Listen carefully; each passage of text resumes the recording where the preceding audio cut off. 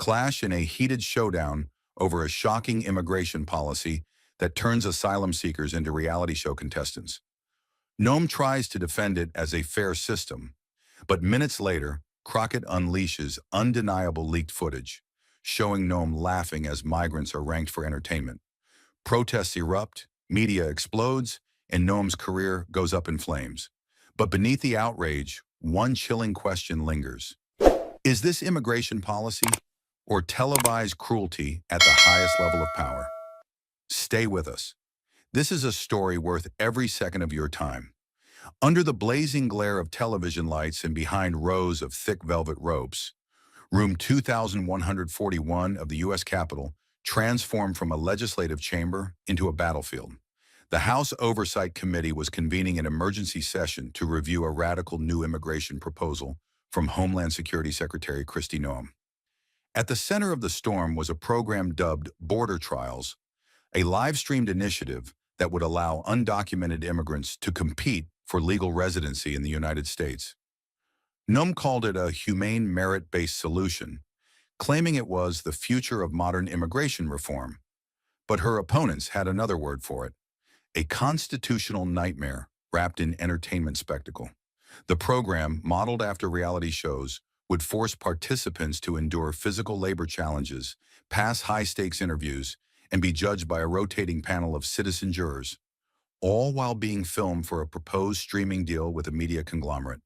The hearing had drawn more than 14 million viewers across major news networks. But behind the cameras, something more dangerous than bad policy was brewing. It was the normalization of dehumanization. Kristi Noem entered the room like a conquering general, smiling for the press, flanked by aides and gripping a thick dossier she called her vision for lawful opportunity. She wore a tailored navy suit and a cross-lapel pin that glinted under the chandeliers like a declaration of moral superiority. She greeted the committee chair with calm confidence, then nodded toward the spectators' gallery with the air of someone who believed the crowd was hers. But not everyone in the room was applauding. Jasmine Crockett sat at the far end of the horseshoe-shaped panel, her expression unreadable, her fingers pressed lightly against a stack of printed case files. Stories of families torn apart, children detained, lives priced in points. She didn't blink, not once. Because what was about to unfold wasn't just another policy dispute. It was a war over the very definition of humanity. And Kristi Noem had drawn a line in the sand with barbed wire. The silence in the room didn't last long, not with Kristi Noem still holding the floor and her proposal looming like a storm cloud over the chamber. But something had shifted. Jasmine Crockett's words had cracked the illusion, and for a moment, even the cameras hesitated, unsure whether to return to Noem or stay fixed on the woman who had just called the whole production what it truly was. Noem leaned forward anyway, reclaiming the microphone as if nothing had changed. But something had, and the tension now buzzed like static under the skin of the room. "No one is being forced out," she began, voice low, deliberate, tinged with the kind of performative calm that comes from having rehearsed every word. "We are offering them an opportunity." She looked up from her prepared notes and into the crowd of press and staffers. "A chance, not a guarantee, just like my ancestors had, just like yours had." There it was again, that subtle weaponization of legacy, as if immigration today could be compared to boat rides from Europe centuries ago, as if desperation and dislocation could be gamified into proof of worthiness. Then came the part that made the room physically still. She laid it out like a business plan. Each undocumented immigrant, she explained, would be allowed to apply for participation in the Border Trials program, a 5-tiered evaluation designed to assess contribution potential and alignment with American values. First, they'd undergo a manual labor phase, clearing brush in Arizona, harvesting in Texas, or processing poultry in Alabama under real work conditions. Second, they would take a civics and U.S. history examination, written in English, timed and proctored under surveillance. "We have too many citizens who don't know what the First Amendment says," Noem added with a smile. "We can't afford to accept more." The third phase would be physical endurance. Participants would be required to demonstrate basic physical competence and resilience, by completing drills derived from military fitness standards. Fourth, they'd submit to an intensive background investigation, including interviews with previous employers or shelter operators, even in countries where those records were impossible to retrieve. And then finally, the fifth phase, what Noem described as the jury of integration, a panel of 5 randomly selected U.S. citizens, flown in from different regions, tasked with questioning the applicant live on camera about their intentions, beliefs, and loyalty to the United States.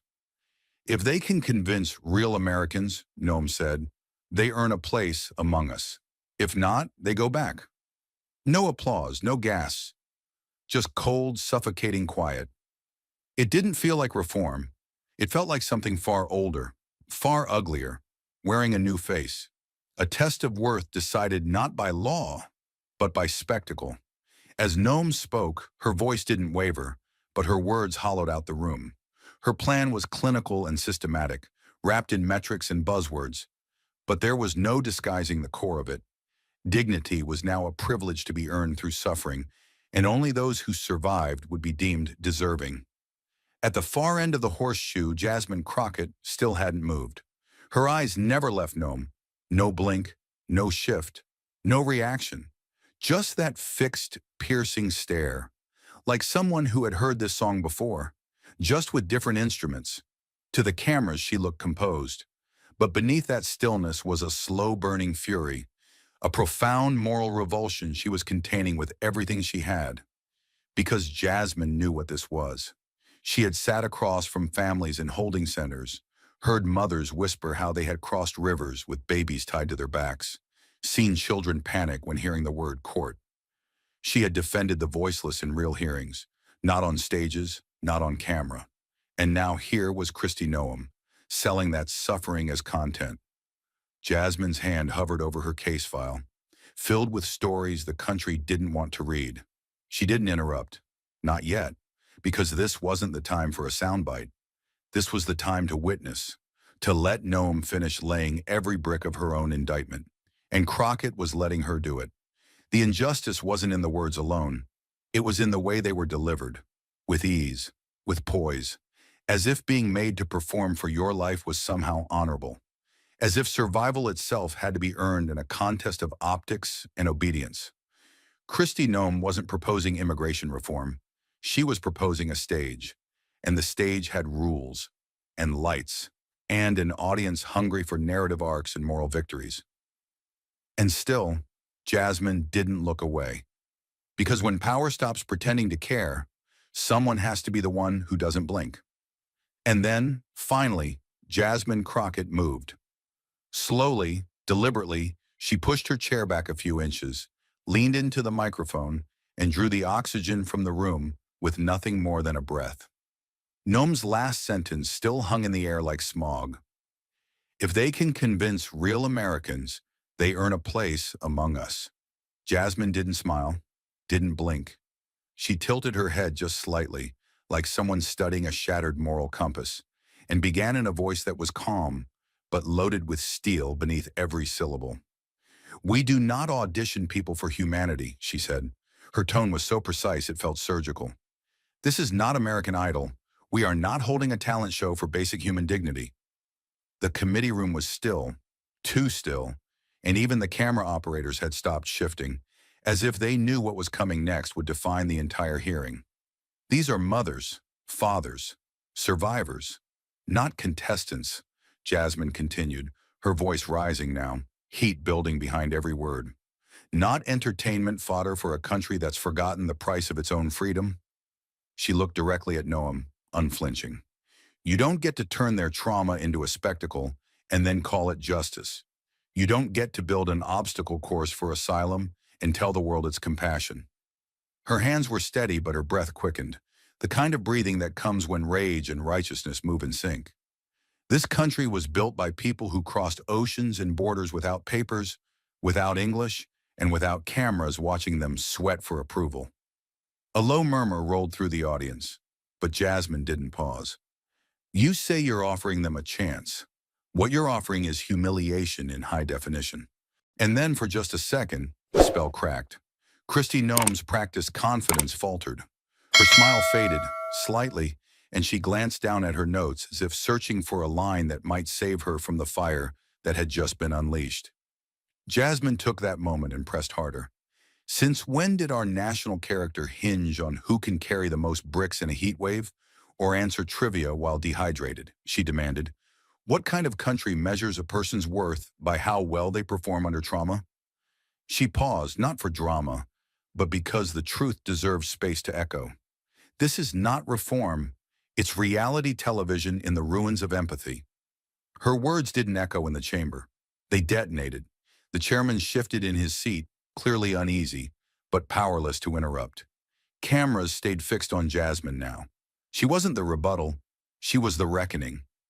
If you want to talk about American values, she added, voice lower now, colder, then let's start by remembering what it means to protect the vulnerable, not profit off them. And then she leaned back, her eyes still locked on Noem, as if daring her to speak again, daring her to try and spin her way out of what had just been burned into the national conscience. For a moment, Kristi Noem said nothing, because there are some truths you can't out-talk. You can only try in vain to survive them. The silence after Jasmine's last sentence didn't feel empty. It felt like pressure, thick and waiting to collapse, but she didn't let it. She leaned back in briefly, hand resting on a thick file of documents, and then she lifted her eyes toward the panel again, voice steady, direct. Let's stop pretending we don't know the truth, she began, not with rage, but with something heavier, conviction. You want to talk about merit? About deserving a place here? Then let's start by understanding why they're coming in the first place. She opened the file slowly, not for dramatic effect, but as if each page carried a weight that deserved to be acknowledged. According to U.S. Customs and Border Protection's own data, nearly 3 out of 4 undocumented migrants arriving in the last 5 years are fleeing regions devastated by violence, collapse, and state-sponsored terror. Her voice didn't rise, but the weight of her words grew heavier. Honduras, El Salvador, Guatemala, Venezuela, Syria, nations where civil institutions were gutted, where cartels replaced governments, where life expectancy was reduced to a question of what street you turned down. She turned the first page toward the committee, a table of figures, raw and undeniable. And do you know what all those places have in common? She asked. They've been shaped, directly or indirectly, by U.S. foreign policy, by military aid packages, by resource extraction deals, by covert operations, by political puppeteering that left nations broken long after our cameras moved on. Her eyes scanned the room, making sure no one looked away. We armed paramilitary units in El Salvador.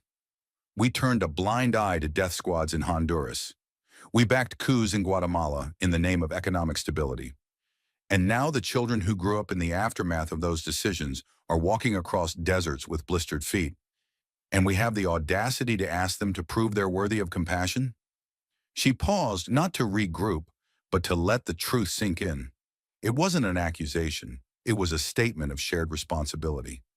These are not opportunists sneaking through the shadows, she continued, softer now, but somehow even more piercing.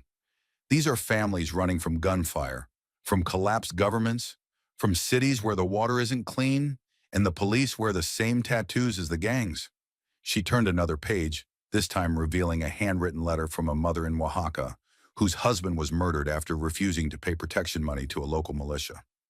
Her youngest son watched it happen. They fled that night. She crossed into Texas with 3 children under 10, and now she's being told to reapply from a detention center with no running water.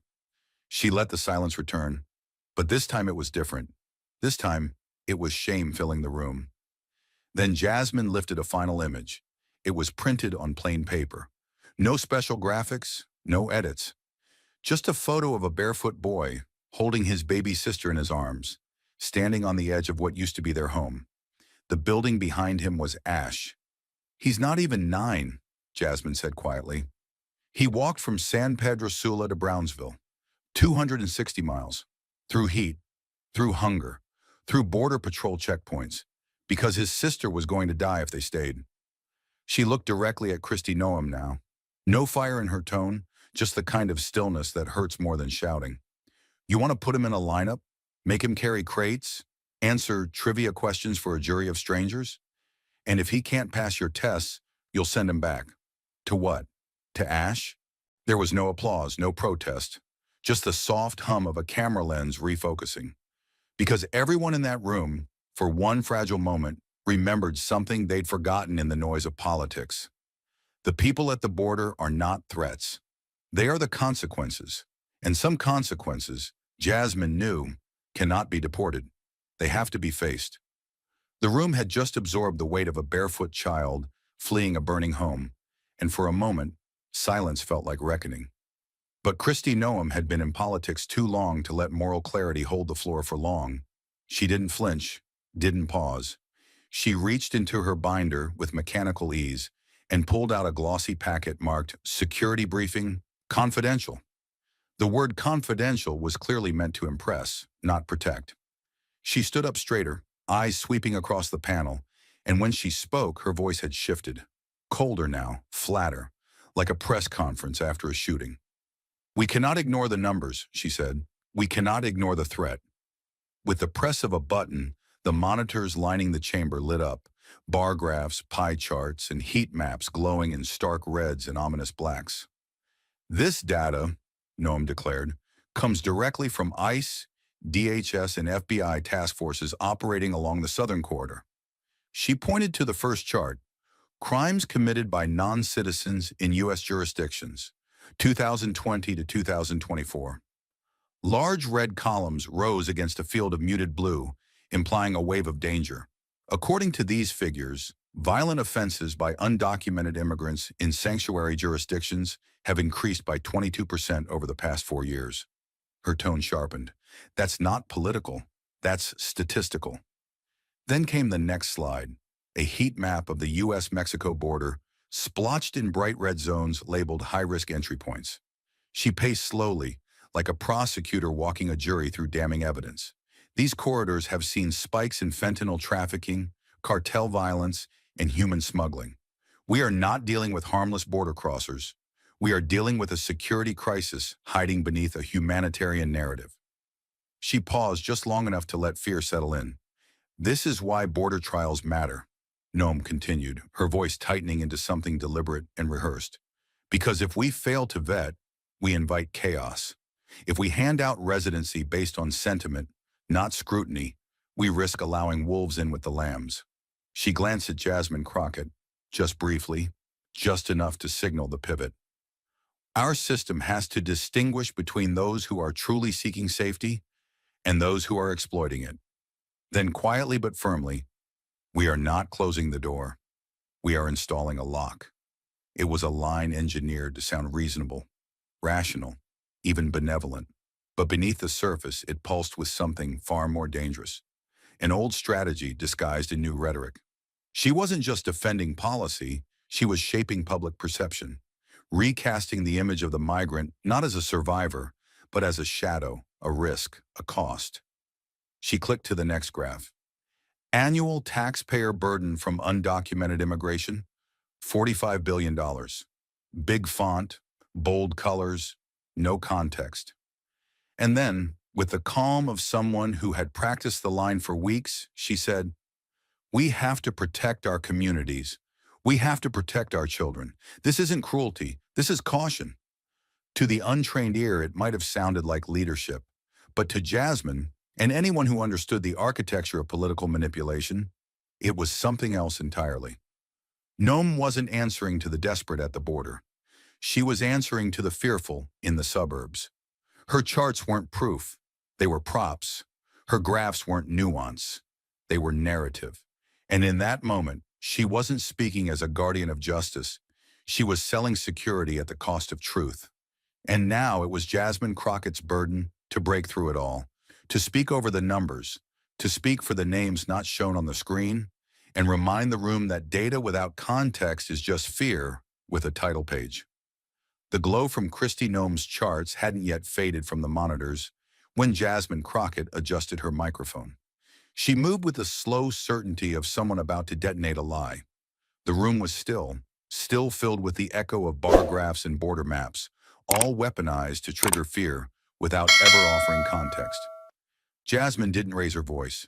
She didn't need to.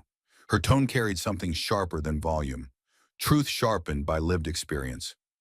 "Madam Secretary," she began, her voice calm but edged with iron, "I've listened carefully to your presentation, and I've looked at your numbers, but I've also looked at the truth beneath them, and it tells a very different story." She pulled out a document, not thick, not flashy, but marked with the official seal of the U.S. Department of Justice. According to the FBI's own Uniform Crime Reporting System, U.S.-born citizens commit violent crimes at rates significantly higher than non-citizens, especially undocumented immigrants. In fact, in the states like Texas and Florida, multiple independent studies have found that undocumented populations are less likely to commit felonies, not more. Her fingers tapped the table softly as she let that sink in. But here's the part no one wants to say out loud. When a white American shoots up a school, we ask about mental health. When an immigrant is accused of a crime, we ask for a wall. Her eyes locked onto Noem, not with anger, but with the weight of a generation watching from the other side of the TV screen. "You show maps, I'll show motive," she said, "because the motive here isn't protection, it's projection. You take isolated crimes, amplify them into national crises, and turn them into justification for policies that humiliate and dehumanize." She held up a report from the American Immigration Council.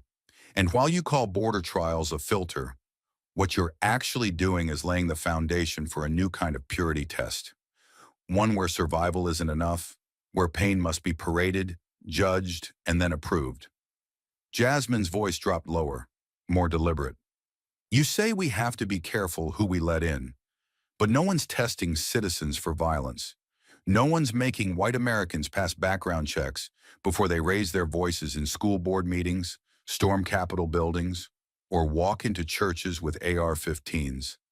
The sentence hit like a falling hammer, slow, inevitable, devastating. "So why," she asked, "is the burden of proof only applied to the desperate?" She paused then, eyes sweeping across the room, daring anyone to challenge the hypocrisy she had just laid bare. "If citizenship were measured by virtue," she continued, "many people born here wouldn't qualify. If compassion had a test, too many lawmakers in this room would fail it." The chamber didn't stir. It couldn't. Because what Jasmine Crockett had just exposed was not a data dispute. It was a moral fracture, one that had lived quietly beneath the rhetoric for years, and now finally stood in full view under the cold fluorescent light. And she didn't blink. Not once. The silence was now different. Not tense, but stunned. Heavy in the way that only truth, naked and undeniable, can make a room feel smaller than it is. Jasmine Crockett didn't raise her voice. She didn't need to. Instead, with slow precision, she reached into her folder and pulled out a single page. The paper was plain, no color, no graphics, just black text and a redacted header that made it clear this wasn't meant for public eyes. She placed it flat on the table and spoke without looking up. "What I'm about to read," she said evenly, "is not a rumor. It's not political spin.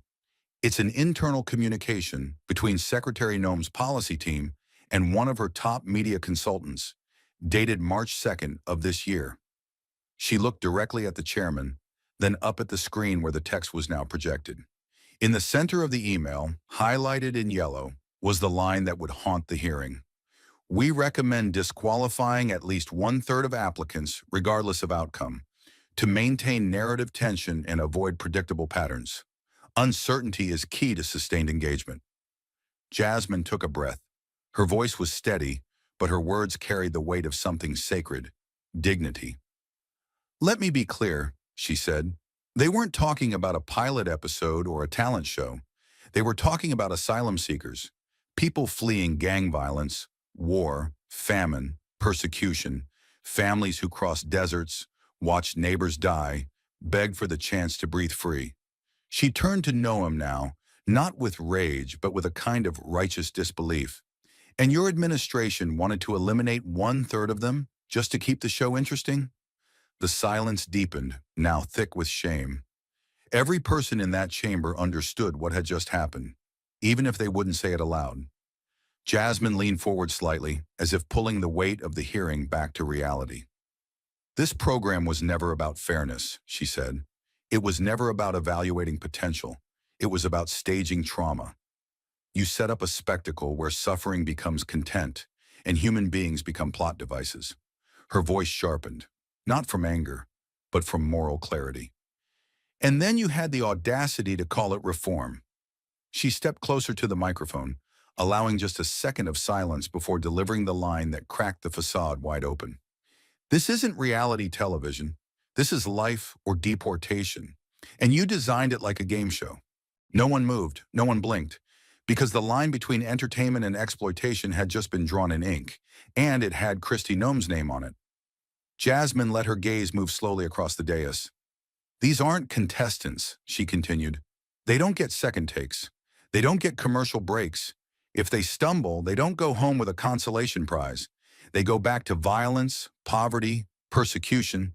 And your team, decided some of them had to lose on purpose. Not because they failed, but because you needed suspense. She paused. Let the silence settle like dust after collapse. And here's the part that makes it unforgivable, she said, her voice now quieter, deeper. You didn't do it in secret. You embedded it in strategy memos, media talking points, production notes. You knew. And you planned it.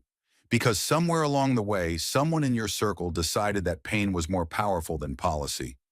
That tears were just another kind of currency.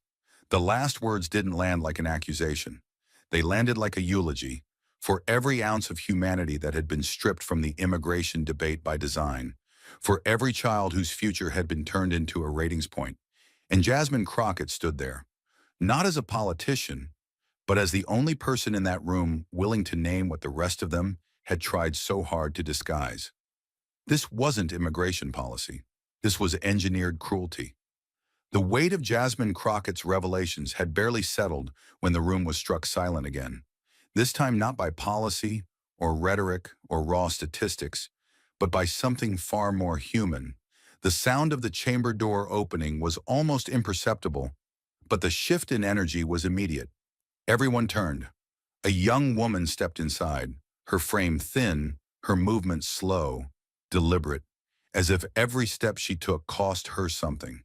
She carried no briefcase, no microphone, no staff behind her, only a worn manila folder held tightly to her chest like armor. Her name was softly announced, Lucia Rivera, 22 years old, Honduran national, former asylum applicant. But she didn't need a title. Her presence said more than any introduction ever could. Lucia took the witness seat with visible unease. Her hands trembled, but her back remained straight. She didn't look at the cameras. She looked at the ground. Her voice, when it came, was quiet, just loud enough to carry, but so full of memory it made the air in the chamber feel heavier. I left Honduras when I was 17, she began, her Spanish accent thick but clear. I didn't leave for money. I didn't leave for opportunity. I left because my brother was shot in front of our house, and they said I was next. She paused, swallowing hard. I walked through Guatemala and Mexico by myself.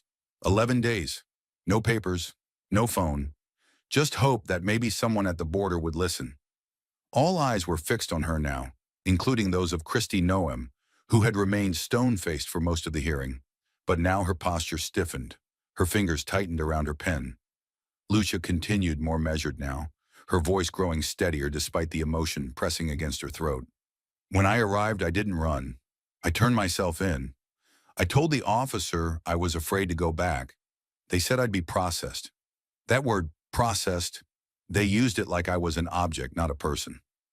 She opened the folder and pulled out a copy of the voluntary return agreement she had been given at the detention center. They told me if I didn't sign, I'd be detained for months, maybe years.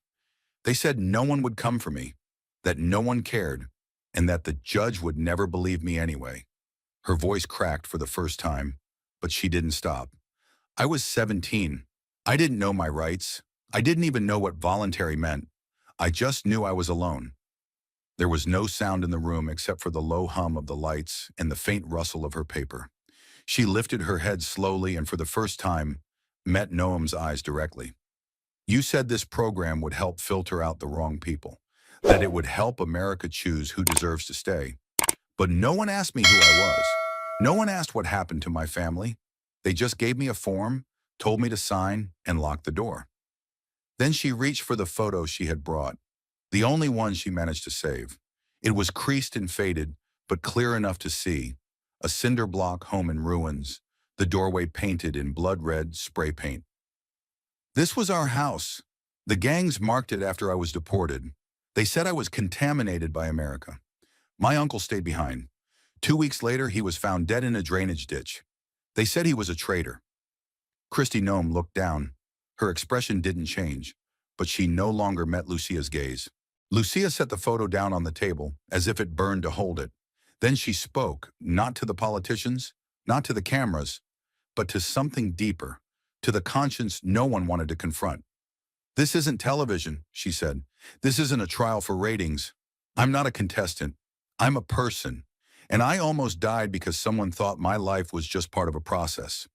The chamber remained frozen. No interruptions, no shuffling papers, no shifting chairs. Just stillness. Heavy, sharp. And in that stillness, for the first time, even the coldest arguments about borders, security, and eligibility collapsed under the weight of something undeniable. The story of a young woman who should have been protected, but was instead silenced, discarded, and nearly erased. And now, finally, she had spoken. The raw silence following Lucia Rivera's testimony still clung to the chamber like smoke. Thick, suffocating, impossible to clear. Eyes were still locked on the photo she left on the witness stand, that scarlet X scrawled across what was once a home. But Kristi Noem, cornered and cracking, didn't allow the moment to settle. Her composure had frayed in real time. Her jaw was set, her breathing shallow, and when she finally spoke, it wasn't with calm authority. It was with the clipped intensity of someone trying to reclaim control. "With all due respect," she said, voice trembling with restrained fury, "no one is entitled to enter this country without permission. That is the law. It has always been the law." She snapped her binder shut and glared across the room. "If we abandon the law to accommodate emotion, then we abandon the rule of law altogether. We are a sovereign nation, not a refuge without conditions." The words were sharp, forceful, meant to reframe the hearing as chaos versus order, not cruelty versus conscience. But they landed hollow, and Jasmine Crockett didn't give them a second to root. She straightened her back, lifted her mic just slightly, and let her voice cut through the tension with surgical precision. "You're right about one thing, Madam Secretary," she began. "That is the law." Her eyes didn't blink. Her tone didn't waver. "But history is full of laws that were written not to protect people, but to oppress them. The law once said enslaved children were property, that women couldn't vote, that black people couldn't sit at lunch counters or drink from the same water fountains." Her voice gained strength, not volume, but gravity. The law told Rosa Parks to move to the back of the bus. It told Japanese Americans they had to live in camps. It told LGBTQ+ people their love was illegal. A murmur stirred in the room. Not disagreement, not distraction, but recognition. Jasmine leaned forward, her voice colder now, refined by the weight of 1,000 truths buried under policy. "So no, we don't measure justice by what the law is. We measure it by whether the law deserves to exist." She gestured back toward the witness chair, where Lucia's trembling hands had once rested. "That young woman signed a piece of paper under duress, under fear, under coercion, and it was all perfectly legal." Her voice rose, not in pitch but in fire. "So don't tell me legality equals morality. Don't tell me a system built to discard people becomes righteous just because it has a bureaucratic signature on the bottom." Noem's mouth parted slightly, but no words followed. The glare in her eyes had dulled, defensiveness stripped away by the undeniability of Jasmine's challenge. And Jasmine pressed on. "If the law demands a child prove her worth to survive," she continued, "then the law is not justice. It's violence in slow motion." She pointed back at the charts, the data, the rules. "And when you hide behind it, what you're saying isn't, 'we value the law.' What you're saying is, 'we're too afraid to confront who the law leaves behind.'" There was no applause, no shouting, just an electric stillness, as if the entire chamber had narrowed its focus to a single point, the line between enforcement and ethics, and which side each person chose to stand on. Jasmine's tone softened, but only slightly. "You know what else the law once said?" she asked. "That black people counted as 3/5 of a person, that migrant workers could be sterilized without consent, that certain children were unfit to live in the same neighborhoods as others." She leaned back slowly, gaze still locked on Noem. "We changed those laws not because we stopped caring about the Constitution, but because we remembered the Constitution was made for people, not for power." Kristi Noem looked away, just for a second, but it was enough. Jasmine folded her notes gently, as if to mark the finality of her point. "I am not here to break the law," she said. "I am here to remind you that laws must serve justice, not shield injustice with paperwork and political polish. If the law requires someone to suffer publicly to be considered human, then the law doesn't deserve our obedience. It deserves our defiance." The entire room felt as though it had narrowed to the width of her voice. Every screen flickered. Every headline writer paused. And somewhere, far beyond the chamber, someone watching from a border cell, someone who'd been told they didn't belong, heard for the first time a voice speaking their truth, not as a footnote, but as the center of the story. And just when the weight of history seemed enough to silence the room, Jasmine Crockett moved in for something even more devastating. Not with theory, not with philosophy, but with receipts. Her fingers tapped once on the microphone, a subtle signal that what came next wasn't a rebuttal, it was an unveiling. The air tightened again as she pulled a USB drive from her folder and handed it to the clerk. "Madam Secretary," she said, her voice steady but unmistakably sharpened, "do you still deny that your office proposed, greenlit, and helped produce a television pilot in which undocumented immigrants would compete for legal status in front of a live audience?" A hushed wave moved through the chamber, like the sound of a fuse being lit. Noem froze, not fully, but with a stiffness that betrayed calculation. "I'm not aware of any," she began, but Jasmine didn't let her finish. She turned to the chairman and spoke with crisp clarity. "With the committee's permission, I'd like to play a short clip from internal DHS production materials, obtained and verified through 2 independent whistleblowers." The screen above the witness stand flickered to life. A dimly lit production room. Laughter. And then, there she was. Kristi Noem, seated in a private screening, watching early footage from a mock pilot titled The American Line. The clip played just 15 seconds. Enough. A voiceover boomed over dramatic music. "In the ultimate test of courage, 10 undocumented hopefuls will battle through trials of strength, knowledge, and will for a chance at citizenship." Then the camera cut to Noem. She smiled, then laughed, and then said clearly, audibly, "This is going to blow up. It's like Survivor, but patriotic." The screen went black. The room didn't move. Jasmine Crockett leaned forward slowly, pressing her hands into the wood of the desk, as if steadying the entire chamber on her shoulders. Her voice dropped low, quiet, but carved from stone. "That wasn't a satirical sketch. That wasn't someone impersonating you. That was you, laughing, while watching a dramatized game show, built around the real desperation of real human lives." Her words hit like slow, precise detonations. "This isn't policy, it's perversion. And the fact that you thought it could be both is everything wrong with how power sees pain." Kristi Noem opened her mouth, then closed it. Her hands now gripped her notes like flotation devices in a rising tide. Outside the Capitol, Twitter exploded.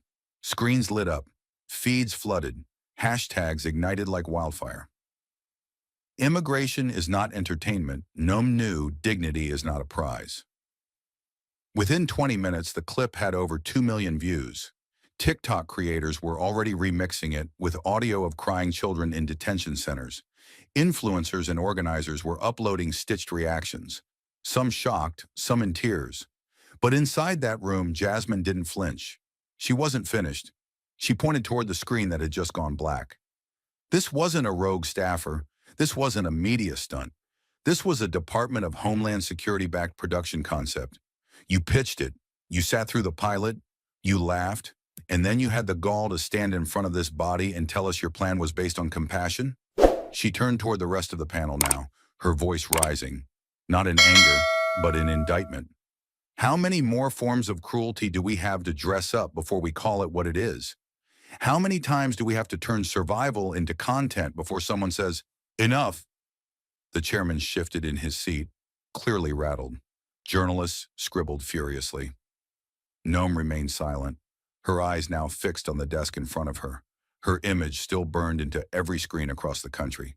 Jasmine wasn't done. Her voice dropped again, but it vibrated with urgency. You built a system that uses fear as a filter, but when that wasn't enough, when fear couldn't grip the public the way it used to, you gave it a soundtrack, a script, and a camera crew. She gestured around the room. This chamber isn't a studio. These hearings aren't episodes. And these people, these men, women, and children crossing deserts and borders to survive, they are not entertainment. They are human. And you turn them into a seasoned pitch. Someone in the back row let out an audible breath, like they'd been holding it for too long. Another member of the panel closed his binder without a word. The air had changed again, permanently. Jasmine Crockett took one final breath and finished, her voice now so quiet it forced everyone to listen. We don't let people compete for mercy. We don't put dignity on camera and ask viewers to vote. You thought you could test worthiness in front of a lens, but what we're testing today is yours. And just like that, every camera in the nation didn't turn to Kristi Noem. They stayed locked on Jasmine Crockett. The atmosphere in the chamber had become something elemental, thick, oppressive, almost tactile. Every breath felt heavier, every second more charged than the last. After the devastating clip of Kristi Noem laughing through a pilot pitch that turned asylum seekers into contestants, after the charts, the cross-examinations, the testimony of a trembling girl who had watched her home marked for death, the hearing had ceased to be procedural. It had become a crucible. What had started as a policy discussion had cracked open to reveal something raw and ancient underneath. A struggle not between parties, but between visions of what this country dares to call itself. And in the eye of that storm, standing upright with no script in hand and no notes in front of her, Jasmine Crockett stepped forward, slowly, steadily, with the quiet power of someone who understood that what she was about to say would not just be heard, but remembered. The room wasn't silent, it was waiting, and Jasmine gave it what it had come for. You say they don't have papers, so they don't have rights, she said, the words falling like stone into water. But I say this, if human rights are conditional on paperwork, then we are no longer the United States of America. We are just a machine, a cold, mechanical bureaucracy that has traded its soul for a stamp and a barcode. There was no applause, no interruption, just the stillness of people realizing they had crossed a line and couldn't unhear what had just been said. Jasmine didn't stop. Her voice was calm, but it resonated like thunder in the bones.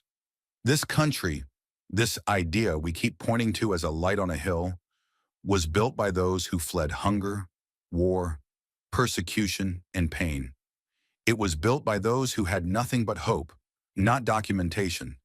And now we have the audacity to look a child in the face, a child whose father was executed in a cartel raid or whose mother was beaten by a militia we once helped fund, and say, sorry, wrong paperwork? She didn't look at Noem now. She didn't need to. She was speaking to something larger, speaking to the people watching from their homes, their phones, their shelters across the southern border, speaking to history. If you only protect those who qualify by file number, by ink, by signature, then protection was never the point. It was never about justice.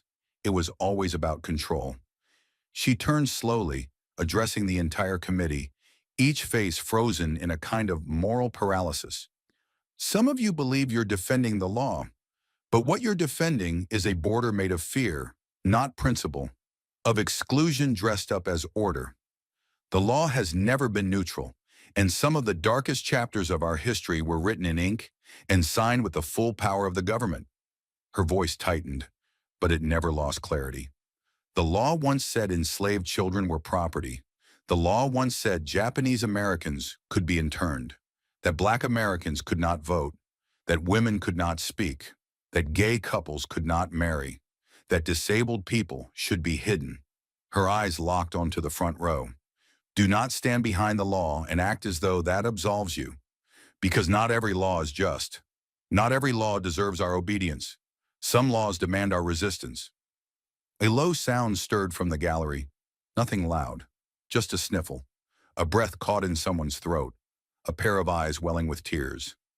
I've read your policies, Madam Secretary, she continued, turning back to Noem. I've seen your statements, and you keep saying the same thing over and over. They don't belong here. She paused, letting the words echo. But I ask you, where do they belong? On the side of a road in Guatemala? In a holding cell in Arizona? Buried in the desert? Because that's what we're choosing when we let cruelty wear the mask of legality. Her hand reached out, gently lifting the photo Lucia had left on the table. The cinder block house, the red spray paint, the ghost of what was once a future. She didn't come here to steal. She came here to live, to survive. And this government told her to fill out the correct form or die quietly somewhere off camera. Her fingers trembled slightly now, but her voice never did. You may call that policy. I call that a moral failure dressed up in the language of security. She took a step forward. Her shadow fell across the dais. Do you know what the Statue of Liberty says? She asked. It doesn't say, bring me your documented, your credentialed, your TPS approved. It says, give me your tired, your poor, your huddled masses yearning to breathe free. Her voice cracked, just once, but it only made her stronger. But somewhere along the way, we stopped being a nation that meant those words. We started asking for proof of worth before offering shelter. And that is not America. That is a gated community with a God complex.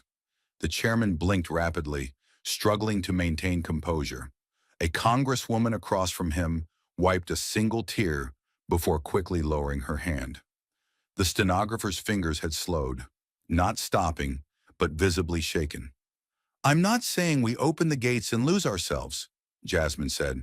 I'm saying we remember who we are before we build walls so high we can't even recognize our reflection on the other side. Because if this country becomes a place where empathy is a liability and mercy is a loophole, then we're not defending America. We're replacing it. Then for the first time since she began, Jasmine lowered her voice. Not to retreat, but to deliver a blow wrapped in stillness. So yes, I will say it again. If human rights are only available to those with documents, we are no longer the country we claim to be. We are something else, something smaller, something colder. Outside the chamber, the reaction was immediate. Newsrooms that had scheduled quick summaries of the hearing stayed live. Anchors abandoned pre-written cues. On every screen from MSNBC to Fox News, from Reddit threads to TikTok reels, one headline began to emerge, reshaped and reposted in thousands of versions across the country. A nation defined by compassion or paperwork? Another. Jasmine Crockett draws the line between law and justice, and trending #1 within 47 minutes. If they must earn mercy, it isn't mercy. Back inside the room, Jasmine folded the photo and placed it carefully back into Lucia's envelope, as if returning something sacred.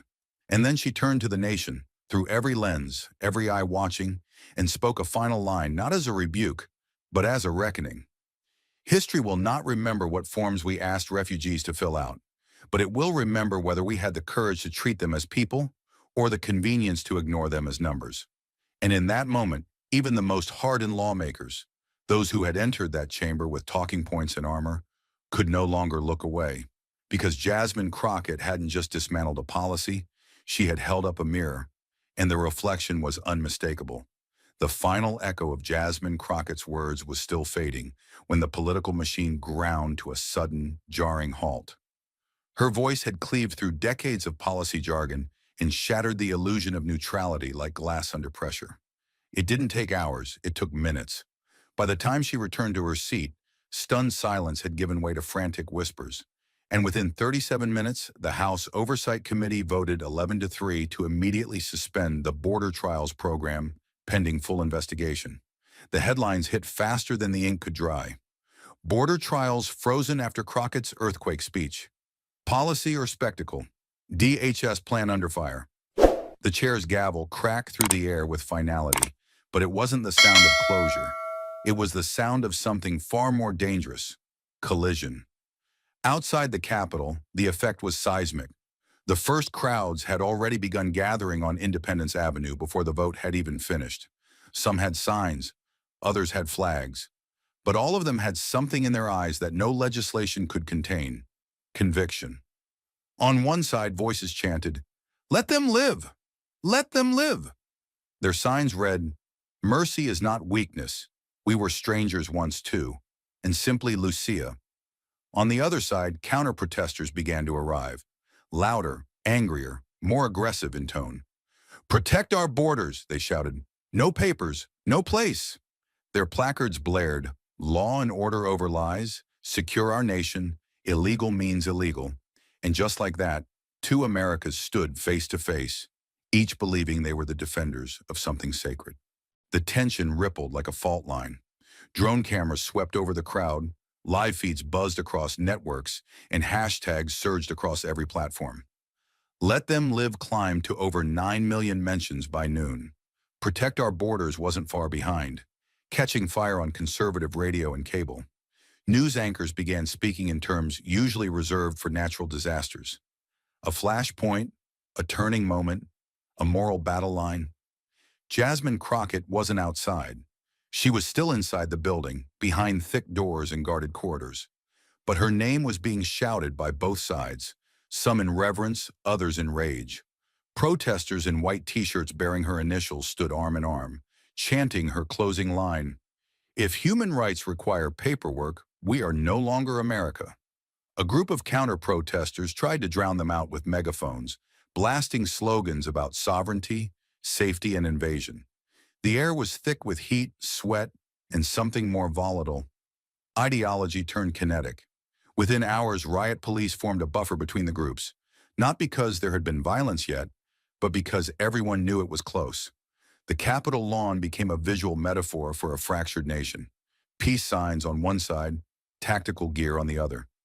Families holding pictures of detained loved ones stood across from men in camouflage waving "Don't Tread on Me" flags. A young woman from El Salvador knelt and prayed quietly beside a portrait of her father, while a protester behind her screamed, "Go back home!" The temperature rose, the lines blurred, and the country watched in real time as the consequence of policy became blood in the mouth of the street. The president issued a cautious statement calling for calm, dignity, and due process. But it wasn't enough. For one side, this was a betrayal of compassion. For the other, it was the collapse of national order. Members of Congress began receiving threats, some from constituents praising Crockett as a truth-teller, others warning that she had opened the gates to chaos. DHS issued a formal press release distancing itself from the leaked Gameshow pilot, but the damage was done. The clip had already been dubbed, subtitled, meme-ified, and immortalized in digital ink. And amid all this, Jasmine remained almost silent. Not because she had nothing left to say, but because she knew this wasn't the moment for more words. It was the moment for the country to decide what it heard in the silence that followed them. That night, a vigil formed spontaneously on the Capitol steps. Thousands held candles. Some wore butterfly pins, a symbol now reclaimed from immigration activism. Others wore shirts printed with Lucia's name. Music drifted in soft waves, Spanish hymns, gospel harmonies, even an impromptu violin solo from a DACA student who hadn't spoken publicly in years. Across the street, the counter-protesters returned with bullhorns and barricades. Police stood shoulder to shoulder, hands on zip ties, eyes darting between sides. It didn't escalate that night, but it nearly did. A bottle flew from somewhere, and for a split second, everything turned cold and sharp. Then a woman's voice, sang out above the tension, slow and trembling. "This land is your land. This land is my land." And somehow that note held, just barely. But inside, in offices with marble floors and constitutional murals, the questions had already begun. Staffers drafted emergency briefings, Senators demanded hearings. Lobbyists scrambled to pick a side that wouldn't age badly on the evening news. No one could spin what had just happened. Not quickly, not easily. Because this wasn't just a policy meltdown. It was an identity crisis broadcast live. What had been suspended was more than a program. It was the illusion that cruelty could remain hidden behind language, data, and charts. And now that illusion had been broken. Not with a scandal, but with a sentence, a photo, a trembling witness, and one woman who had the nerve to say, "This isn't law. This is forgetting who we said we were." And the country, whether it was ready or not, had started listening. The candlelight from the Capitol steps had barely dimmed before the political tremors reached every corner of Washington. The border trials program was suspended, but the fallout had only begun. Overnight, Kristi Noem's once formidable grip on conservative leadership began to fracture. Donors quietly pulled back. Governors distanced themselves. Media surrogates who once praised her toughness now scrambled for new talking points. The leaked footage of her laughing at a pilot that commodified migrant suffering looped endlessly on late-night television. But it was no longer about the clip. It was about the cruelty. Op-eds called her vision a televised disgrace, and human rights groups issued formal condemnations. And then came the memo. A coalition of bipartisan lawmakers, led by an unexpected alliance of libertarians and progressives, called for her resignation from the Department of Homeland Security. Her approval rating plummeted 22 points in 6 days. She canceled 2 appearances, then 3. And by the end of the week, she had vanished from the news cycle. Not with a bang, but under the weight of her own silence.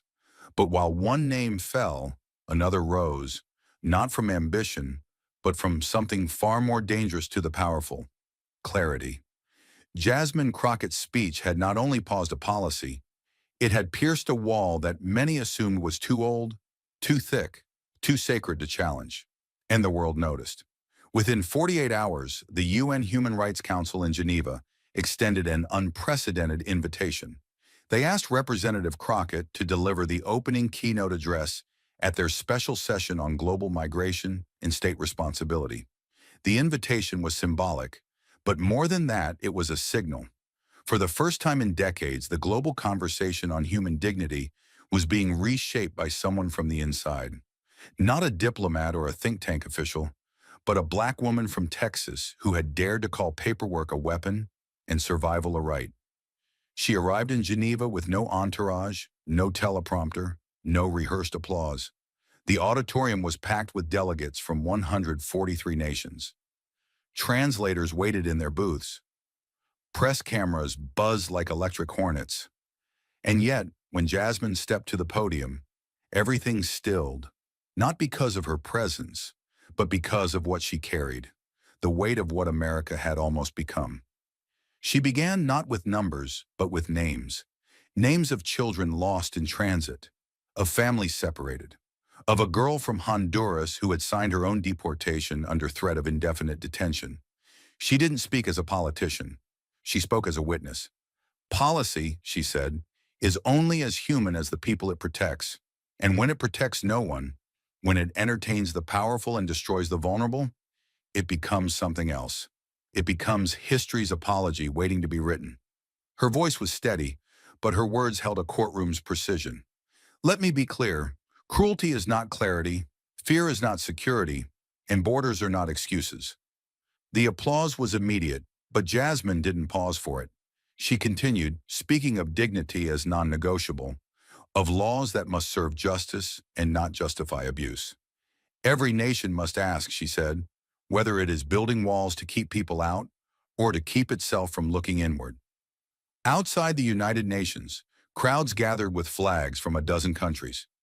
Some held signs with her words, others simply listened. Inside, she finished her speech not with rhetoric, but with a story of a boy who walked 200 miles to find hope and a government that tried to put him on trial for it. She ended the way she had ended in Washington, with the truth stripped of pretense. And the moment she stepped away from the podium, a question hung over the chamber like a whisper that would not die, spoken not just to the world, but into the soul of a country that could no longer pretend to forget what it had seen. In a nation divided, one question still echoed. Do we fear the immigrant, or do we fear what they reveal about ourselves? And as the world slowly returned to its rituals, news cycles spinning forward, hearings fading into archives, and protests receding from the Capitol steps, the question Jasmine Crockett had left hanging in the air still refused to die. It lingered in classrooms, in courtrooms, in dinner tables, split by politics and pain. Because what she had done wasn't just expose a failed policy. She had exposed a wound in the national conscience. And as the dust settled, the lesson that remained wasn't about law. It wasn't about power. It was about something far more fragile, far more terrifying to confront. The value of a life when that life doesn't come with papers, credentials, or perfect English. In a system built to serve order before empathy, Jasmine had dragged something buried into the light, and that light didn't flatter anyone. The human lesson wasn't a slogan. It was a collision. It was the moment the public saw a woman laugh at a game show designed to decide who lives and who gets deported. It was the sound of Lucia Rivera's voice breaking as she recounted being told to sign away her freedom in a language she didn't fully understand. It was the data, cold, weaponized, used to justify fear, only to be shattered by the truth that most crime came not from the border, but from inside our own walls. And through it all, Jasmine stood like a fuse between two realities, the one we legislate and the one people bleed in. She didn't just demand a better law, she demanded a better mirror. Because until this country can see the humanity it tries to erase, it will keep building borders not just at its edges, but around its heart. The moral reckoning was no longer theoretical. It had names, faces, coordinates, children who didn't make it to the checkpoint, mothers who were told mercy was procedural, a nation that began to realize that when it turns people into paperwork, it loses something unspoken in return, its soul. Jasmine's confrontation with Kristi Noem had pulled back the curtain, but the lesson lived in what came after, a people suddenly asking who they had become while no one was watching. Because injustice isn't always loud. Sometimes it comes in forms, in silence, in saying, that's just how the system works. And Jasmine's answer had cut through that lie like a blade. If the system can't see suffering as a reason to act, then it was never designed to serve justice in the first place. What she left behind wasn't comfort, it was responsibility.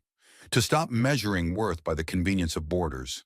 To stop equating documentation with decency. To remember that the very foundation of the country was built by those who would have failed the very test we now demand of others. Her words weren't an ending. They were a dare to lawmakers, a dare to voters, a dare to every person watching who once believed that being American was about allegiance to a passport rather than a promise. And that promise, Jasmine reminded them, was never about protecting the strong from the weak. It was about protecting the vulnerable from being forgotten, from being turned into a statistic, from being disappeared into the gray space between legality and morality. And in that final, breathless moment, the human lesson became inescapable. If we only grant dignity to the documented, then our nation was never about freedom, it was about fear. That lesson wasn't whispered. It wasn't printed quietly in reports. It was screamed by a girl dragged through the desert, carved into the courtroom silence, and carried in every syllable Jasmine Crockett delivered like a verdict. And now the country had to live with it, not because it was convenient, but because it was finally true.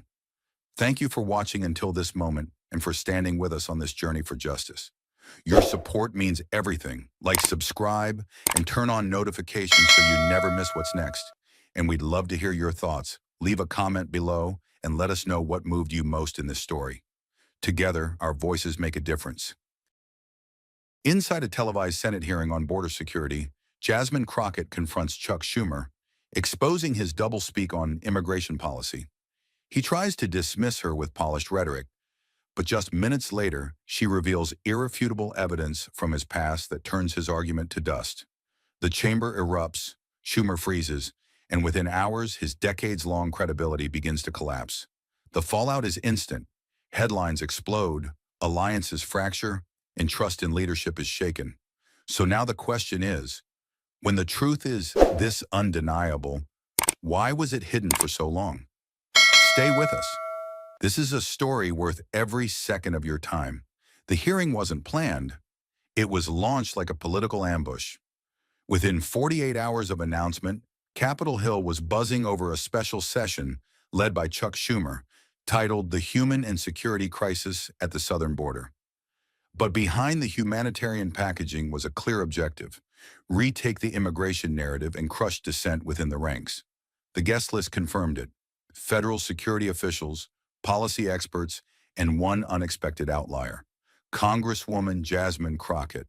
A progressive firebrand from Texas, she had fiercely criticized how both parties used the border as a political football. Her inclusion wasn't about balance, it was bait, a trap with microphones. By dawn, the chamber felt like a set stage. Lights were hotter than usual, cameras closer, and Crockett's seat, isolated, distant from the others, made the setup obvious. She wasn't there to participate, she was there to be framed. Schumer entered, flanked by aides, basking in the quiet reverence of the room. No acknowledgement, no handshake, just a cold smirk as he passed her row. He knew the script: an old man playing wise statesman, setting up a younger opponent to stumble live on air. But Jasmine had seen enough of these power games to know the pattern, and she hadn't come to play along. The gavel dropped. Schumer began with poetic restraint. "We're not here to assign blame, but to seek truth in policy." A line meant to disarm, but his glance toward Jasmine lingered, a subtle cue that she was the problem to be neutralized. Around her, journalists shifted, waiting to capture a fumble. Staffers whispered, some already drafting headlines before the first testimony. Crockett sat still, calm on the surface. But inside, something was coiling.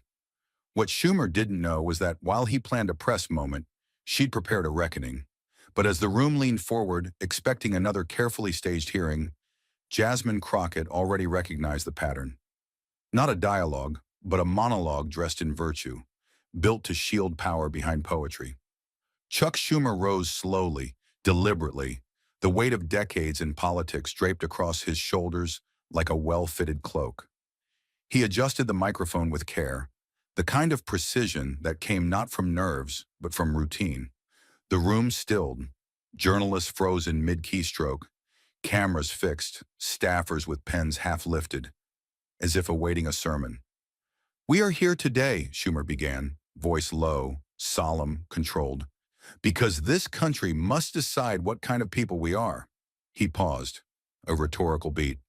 "We cannot, and we must not, tolerate walls, cruelty, or division wrapped in the false promise of safety. We are better than that." On the surface, it sounded noble. Underneath, it was a calculated strike. Then came the pivot. He looked toward the left side of the chamber, not directly at Jasmine, but near enough to land like a guided missile. Too often, passion replaces perspective. And unfortunately, some of our younger colleagues in Congress have yet to understand the nuance, the sheer complexity of the border we are trying to secure. There was no need to say her name. The implication was surgical. Jasmine sat alone at the far end of the witness table, her presence already marked, not by introduction, but by insinuation. Around her, camera shutters clicked with renewed interest, panning toward her with the unspoken question: is she the one he means? Inside the gallery, aides exchanged knowing glances. Across the web, progressive media outlets clipped the quote, dressed it with golden lighting, and hailed it as statesmanship at its finest. Schumer defends American values in emotional border speech. Cable news Chiron writers move faster than the gavel. Pundits tweeted praise before the next sentence was even spoken. But for Jasmine, the applause sounded hollow, not because she had been attacked, but because she had been flattened, condensed into a straw figure, the young radical who didn't understand how things worked. It wasn't just dismissive, it was deliberate. Schumer had used the full weight of his institutional credibility to box her in before she had even opened her mouth. That was the true cruelty, not in what was said, but in what was implied. That her presence was noise to be filtered, not a voice to be heard. That she was passionate but not prepared. That she belonged to a generation loud enough to protest, but not mature enough to legislate. It was a tactic as old as politics itself. Dress condescension in the language of unity, and the public will clap for your composure. But Jasmine didn't flinch. She didn't reach for her notes or glance at an aide. Instead, she sat taller. Because while Schumer was performing for the cameras, Jasmine had come prepared for something else entirely. She hadn't brought applause. She brought facts. She didn't need to look dignified. She needed to be undeniable. And in just a few minutes, the man who opened with morality would be buried under his own record. So when the microphone turned to Jasmine Crockett, the room leaned in, not out of respect, but expectation. They thought they knew what was coming, a fiery rebuttal, maybe an emotional defense. But Jasmine didn't come to react. She came to reveal. She began without ceremony. No raised voice, no dramatic pause. Just calm, deliberate motion as she slid a white folder across the table, opened it with steady hands, and lifted the first document. "Before we discuss what's humane," she said clearly, "let's recall what's on record." Her voice cut through the chamber, not loud but unmistakably firm. This is a transcript from a 2006 press conference in New York City. Senator Schumer stated, and I quote, "We need more physical barriers. We need increased ICE enforcement, and we need expedited deportation procedures to protect American labor from illegal competition." She held the page in the air so the cameras could capture the letterhead. The words weren't paraphrased. They were direct, dated, and signed. And in that moment, every narrative Schumer had constructed about morality and compassion began to splinter. The silence that followed wasn't respectful. It was unsettled. Jasmine knew the room wasn't used to contradictions spoken so plainly, but she didn't wait for approval. She turned the page and continued. In 2013, Senator Schumer joined the Gang of Eight, a bipartisan team pushing for immigration reform. Here, she said, pulling out a second document, is a draft memorandum bearing his signature. The title reads, "Tactical Barrier Zones, Legislative Language Draft." She placed it on the table, letting the words face outward like evidence in a trial. This document outlines specific support for physical fencing in high-risk sectors of the border. It details funding, strategies, enforcement zones, and projected manpower increases. Her tone never wavered. She wasn't there to accuse. She was there to remind. The same measures now dismissed as xenophobic and extremist were once introduced by this chamber's most senior Democrat. Cameras clicked. Reporters stopped whispering. And Schumer, still seated just feet away, stared straight ahead, blinking slowly as if trying to process what had just been unwrapped in front of him. Jasmine didn't glance his way. Her focus was the record, the truth, the glaring disconnect between public condemnation and private authorship. "This isn't about changing minds," she said finally. "It's about admitting facts. The same policies being vilified today are the ones many of you once called necessary, strategic, even humane." Her voice stayed even, but the message was seismic. She hadn't come to defend herself. She had come to make memory unavoidable. And in doing so, she cracked the first fault line in a structure built on selective truth. As the final document landed with a quiet, definitive thud on the witness table, Jasmine Crockett looked up, not to the press, not to the audience, but to the man seated across from her, cloaked in seniority and silence. The room had been handed the truth. Now it was time for the question that truth demanded. She didn't raise her voice. She didn't need to. Her words carried the weight of something far heavier than anger. Clarity. "Senator Schumer," she began, her tone calm but unflinching, "at what point did a border fence become a symbol of cruelty?" The silence that followed was different now. Not the theatrical pause of politics, but the raw stillness that comes when a truth can't be dodged.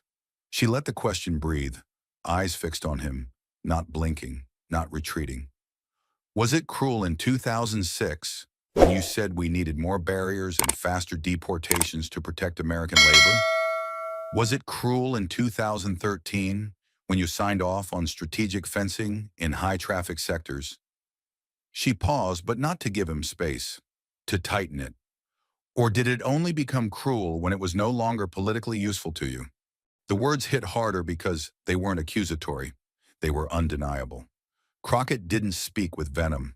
She spoke like a surgeon cutting around rot, exposing a contradiction too large to hide. Because from where I sit, Senator, she continued, voice steady, each word deliberate, you're not condemning policy. You're condemning whoever happens to be proposing it now. The fence didn't change. The danger didn't change.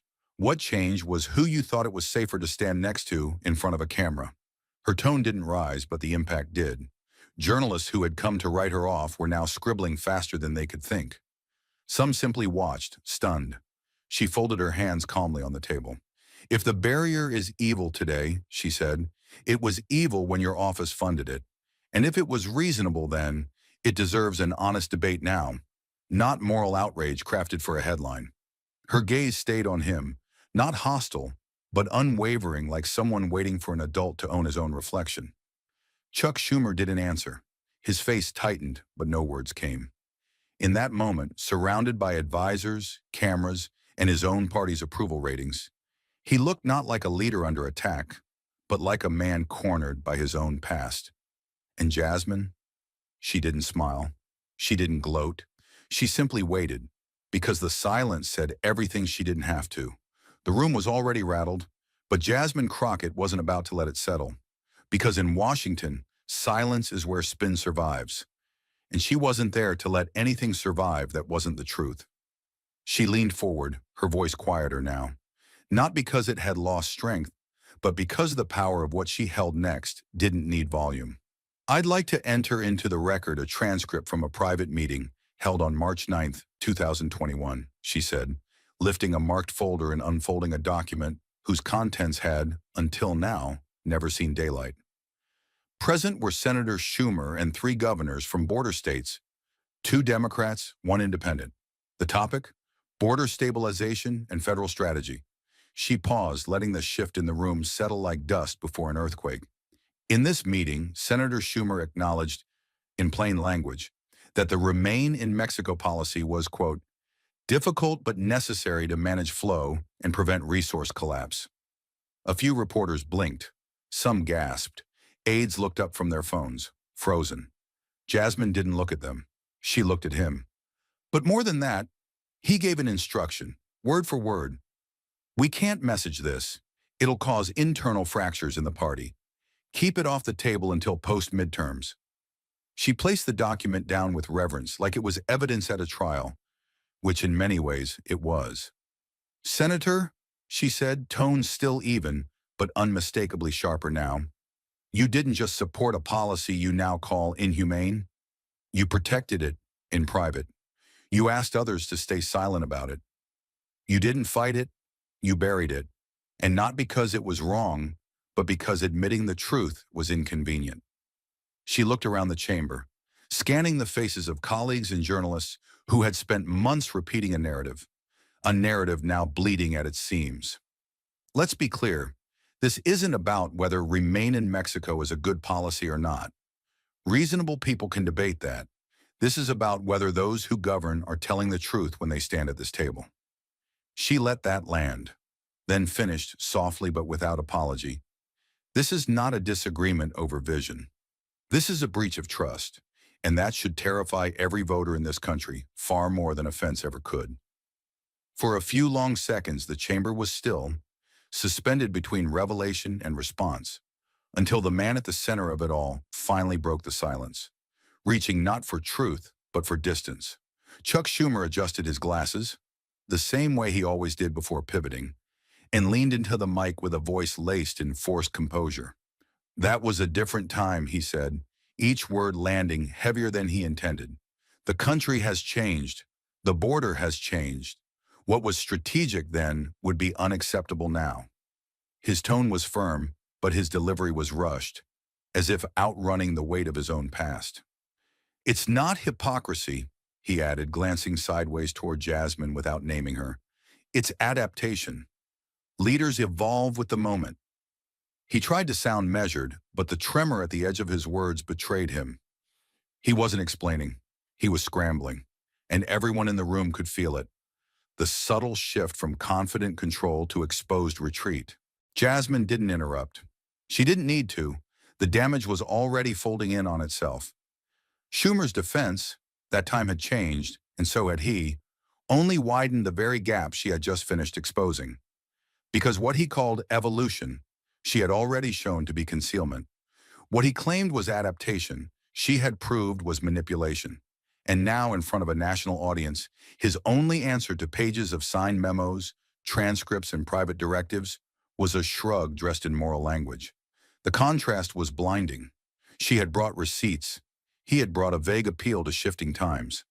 And in politics, there is no greater sign of retreat than a man forced to explain what he once denied he ever did. Schumer's words sat in the air like fog, vague, deflective, meant to buy time rather than offer truth. But Jasmine Crockett wasn't there for vague.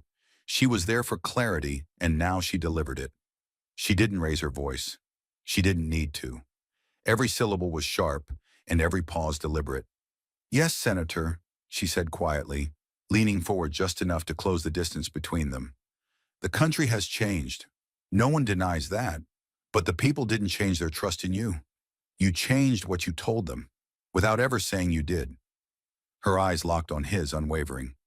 "You didn't come to the podium and say, 'I've reconsidered.'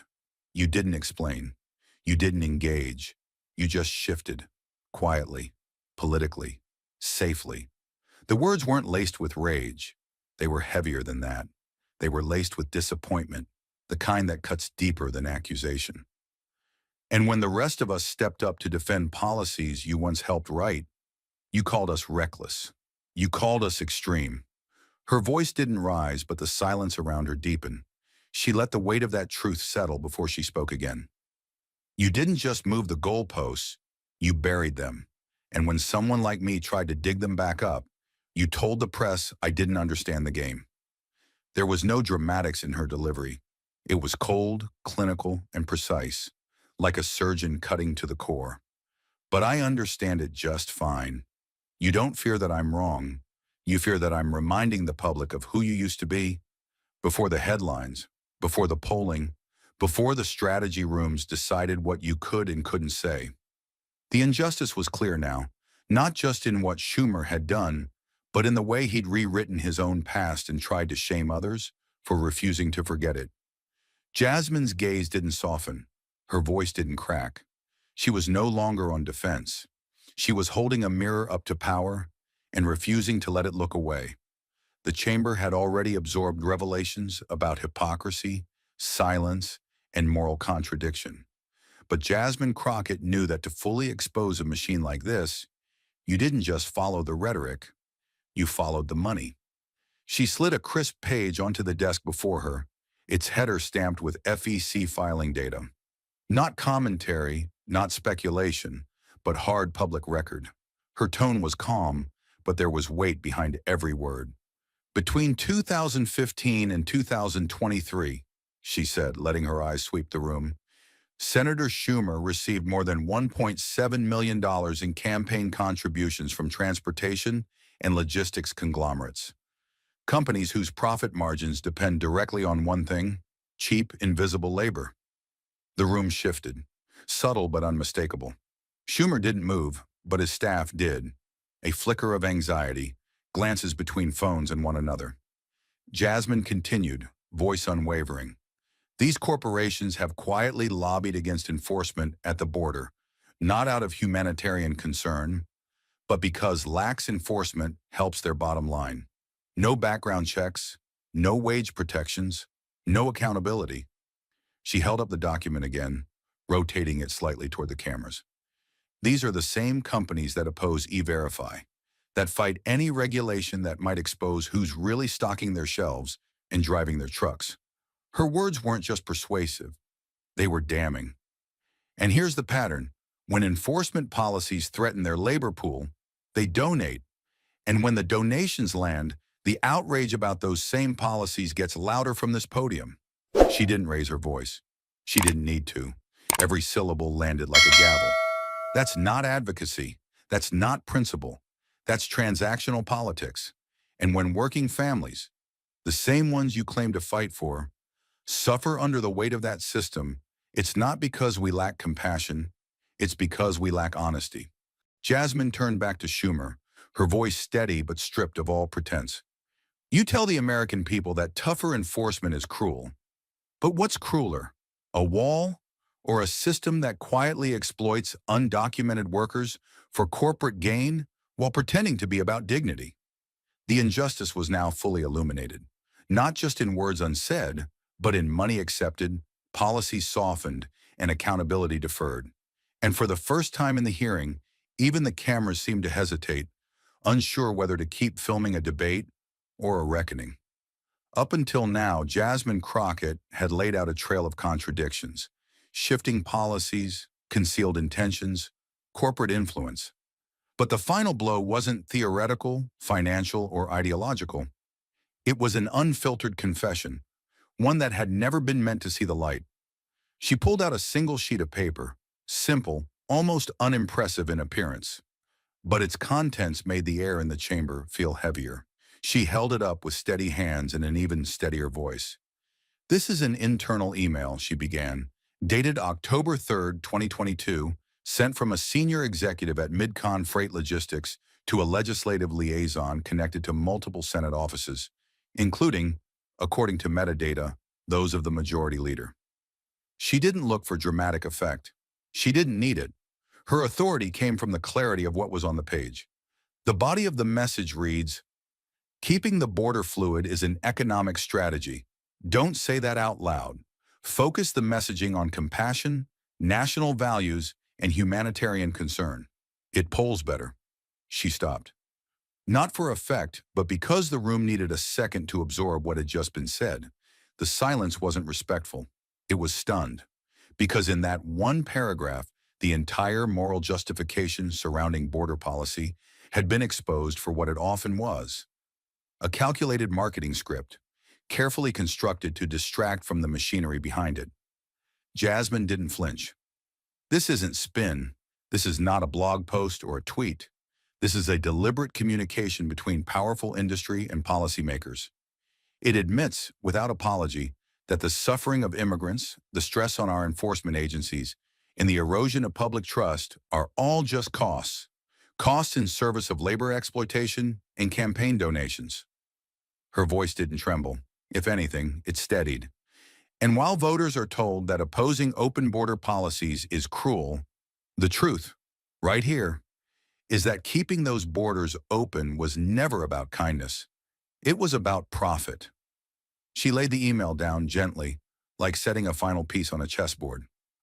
"So when you accuse people like me of being unfeeling for wanting smart enforcement," she said, turning her gaze back to Schumer, "what you're really doing is defending the quiet parts of this system, the parts written in private, by people who will never sit at this table, who never get questioned, and who never appear in front of a camera."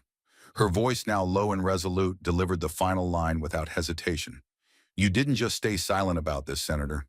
You stood in front of it and called it justice." In that moment, the chamber didn't feel like a hearing room. It felt like a courtroom. And Jasmine Crockett wasn't just questioning policy.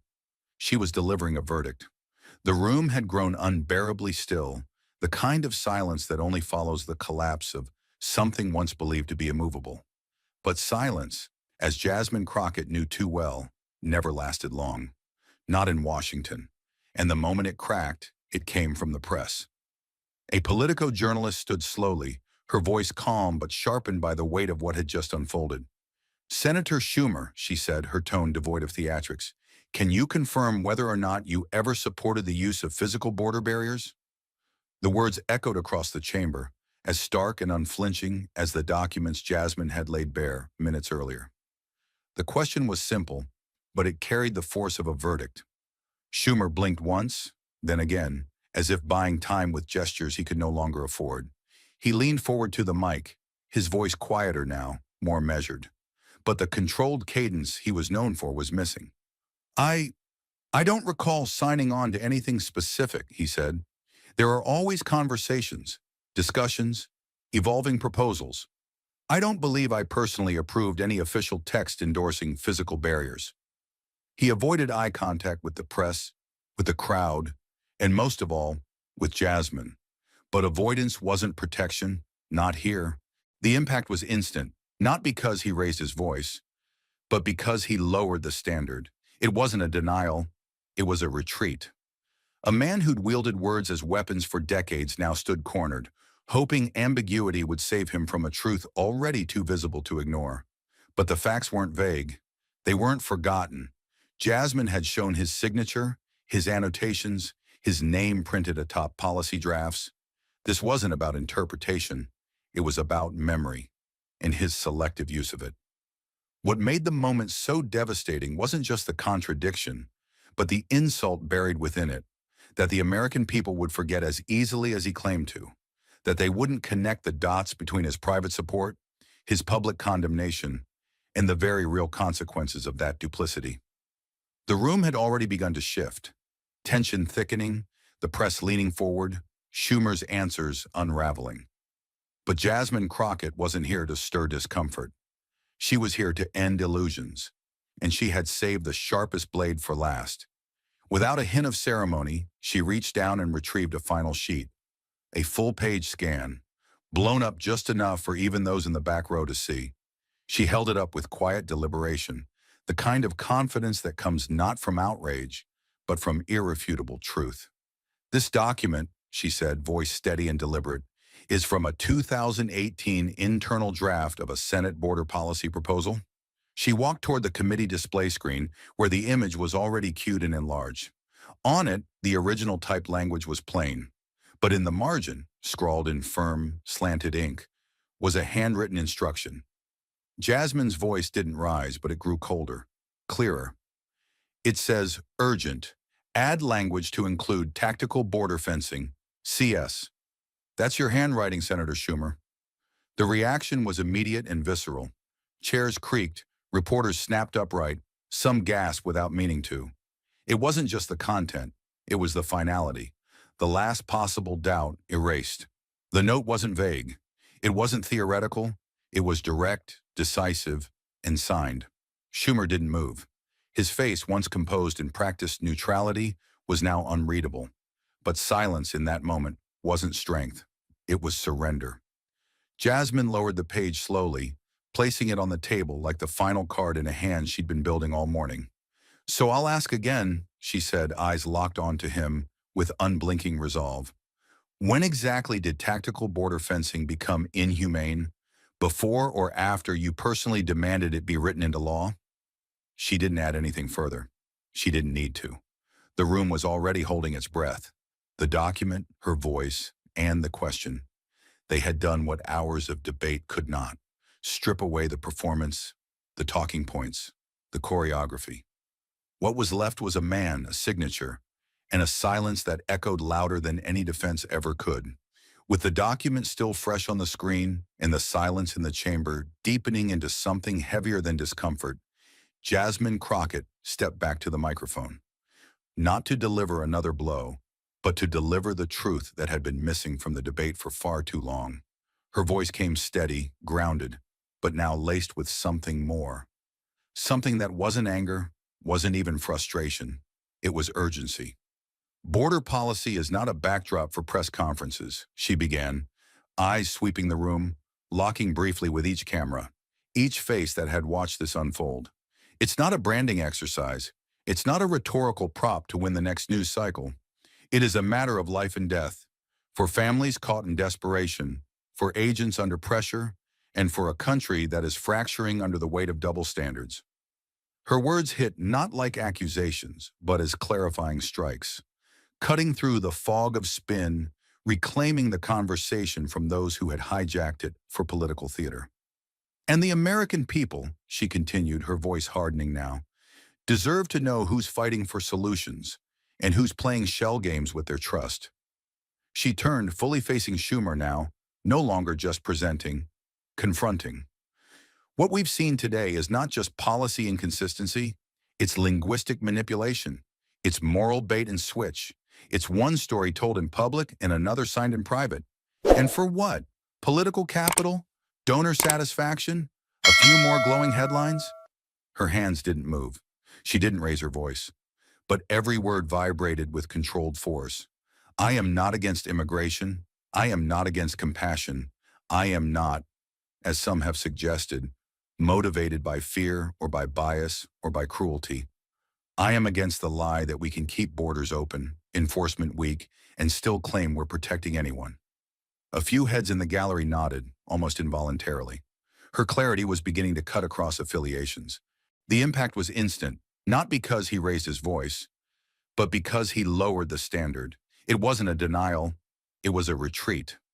A man who'd wielded words as weapons for decades now stood cornered, hoping ambiguity would save him from a truth already too visible to ignore. But the facts weren't vague. They weren't forgotten. Jasmine had shown his signature, his annotations, his name printed atop policy drafts. This wasn't about interpretation. It was about memory and his selective use of it. What made the moment so devastating wasn't just the contradiction, but the insult buried within it, that the American people would forget as easily as he claimed to, that they wouldn't connect the dots between his private support, his public condemnation, and the very real consequences of that duplicity. The room had already begun to shift, tension thickening, the press leaning forward, Schumer's answers unraveling. But Jasmine Crockett wasn't here to stir discomfort. She was here to end illusions, and she had saved the sharpest blade for last. Without a hint of ceremony, she reached down and retrieved a final sheet, a full-page scan, blown up just enough for even those in the back row to see. She held it up with quiet deliberation, the kind of confidence that comes not from outrage, but from irrefutable truth. This document, she said, voice steady and deliberate, is from a 2018 internal draft of a Senate border policy proposal. She walked toward the committee display screen where the image was already cued and enlarged. On it, the original typed language was plain, but in the margin, scrawled in firm, slanted ink, was a handwritten instruction. Jasmine's voice didn't rise, but it grew colder, clearer. It says, urgent, add language to include tactical border fencing, CS. That's your handwriting, Senator Schumer. The reaction was immediate and visceral. Chairs creaked, reporters snapped upright, some gasped without meaning to. It wasn't just the content, it was the finality. The last possible doubt erased. The note wasn't vague. It wasn't theoretical. It was direct, decisive, and signed. Schumer didn't move. His face, once composed in practiced neutrality, was now unreadable. But silence in that moment wasn't strength. It was surrender. Jasmine lowered the page slowly, placing it on the table like the final card in a hand she'd been building all morning. So I'll ask again, she said, eyes locked onto him with unblinking resolve. When exactly did tactical border fencing become inhumane? Before or after you personally demanded it be written into law? She didn't add anything further. She didn't need to. The room was already holding its breath. The document, her voice, and the question. They had done what hours of debate could not. Strip away the performance, the talking points, the choreography. What was left was a man, a signature, and a silence that echoed louder than any defense ever could. With the document still fresh on the screen and the silence in the chamber deepening into something heavier than discomfort, Jasmine Crockett stepped back to the microphone. Not to deliver another blow, but to deliver the truth that had been missing from the debate for far too long. Her voice came steady, grounded, but now laced with something more. Something that wasn't anger, wasn't even frustration. It was urgency. Border policy is not a backdrop for press conferences, she began, eyes sweeping the room, locking briefly with each camera, each face that had watched this unfold. It's not a branding exercise. It's not a rhetorical prop to win the next news cycle. It is a matter of life and death, for families caught in desperation, for agents under pressure, and for a country that is fracturing under the weight of double standards. Her words hit not like accusations, but as clarifying strikes, cutting through the fog of spin, reclaiming the conversation from those who had hijacked it for political theater. And the American people, she continued, her voice hardening now, deserve to know who's fighting for solutions and who's playing shell games with their trust. She turned, fully facing Schumer now, no longer just presenting, confronting. What we've seen today is not just policy inconsistency, it's linguistic manipulation, it's moral bait and switch. It's one story told in public and another signed in private. And for what? Political capital? Donor satisfaction? A few more glowing headlines? Her hands didn't move. She didn't raise her voice. but every word vibrated with controlled force.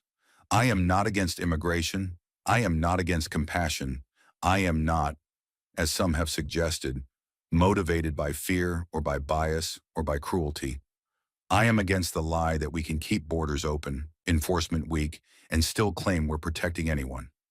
A few heads in the gallery nodded, almost involuntarily. Her clarity was beginning to cut across affiliations. Cable news couldn't ignore it. Even networks that had once relegated Jasmine to footnotes began airing segments titled, "When Truth Becomes Too Loud to Ignore," and "Border Politics Blown Wide Open." Schumer's office released a carefully worded statement late that evening, calling the hearing a complex and sometimes tense exchange of perspectives. But they didn't deny the document. They didn't address the signature. They didn't explain the contradiction, because they couldn't.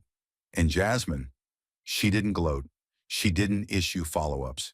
She simply posted the full video of her testimony with one caption: "Facts don't fear microphones." Within an hour, it hit 1 million views. The impact stretched beyond the headlines. Staffers inside the Capitol began whispering about the Crockett moment. Junior members who had once stayed silent in hearings now rehearsed bolder openings. Aides to moderate senators scrambled to review past votes and internal memos. Something had shifted, not because one hearing changed a party, but because one voice reminded everyone that records don't fade just because cameras do. And for every headline that tried to soften what happened, there were 100 voices online saying what couldn't be unsaid anymore. Jasmine Crockett had exposed the two faces of power and forced one of them into the light. As the clip stormed across social media and the echo of Jasmine's words settled into the political bloodstream, something rare and irreversible began to unfold. Not just outrage, but re-examination. Within 24 hours, journalists weren't just reporting on the moment. They were pulling at its threads. Major outlets like the Washington Post, Reuters, and Politico began assigning teams to sift through decades of Chuck Schumer's legislative record. What started as a story about a single contradiction on border fencing quickly unraveled into a pattern. Votes, speeches, private memos, and donor records that painted a much broader portrait of carefully curated positioning. From archived CS-PAN footage to committee reports, inconsistencies emerged like fault lines. His 2006 support for increasing ICE presence, his 2013 backing of expedited deportation frameworks, his silence on loopholes benefiting certain labor-intensive industries. For years, these shifts had been absorbed into the churn of DC's narrative machine. But now, with Crockett's confrontation serving as the spark, every pivot Schumer had ever made was under the magnifying glass. News segments changed tone. Analysts, once content to summarize his record, now scrutinized it.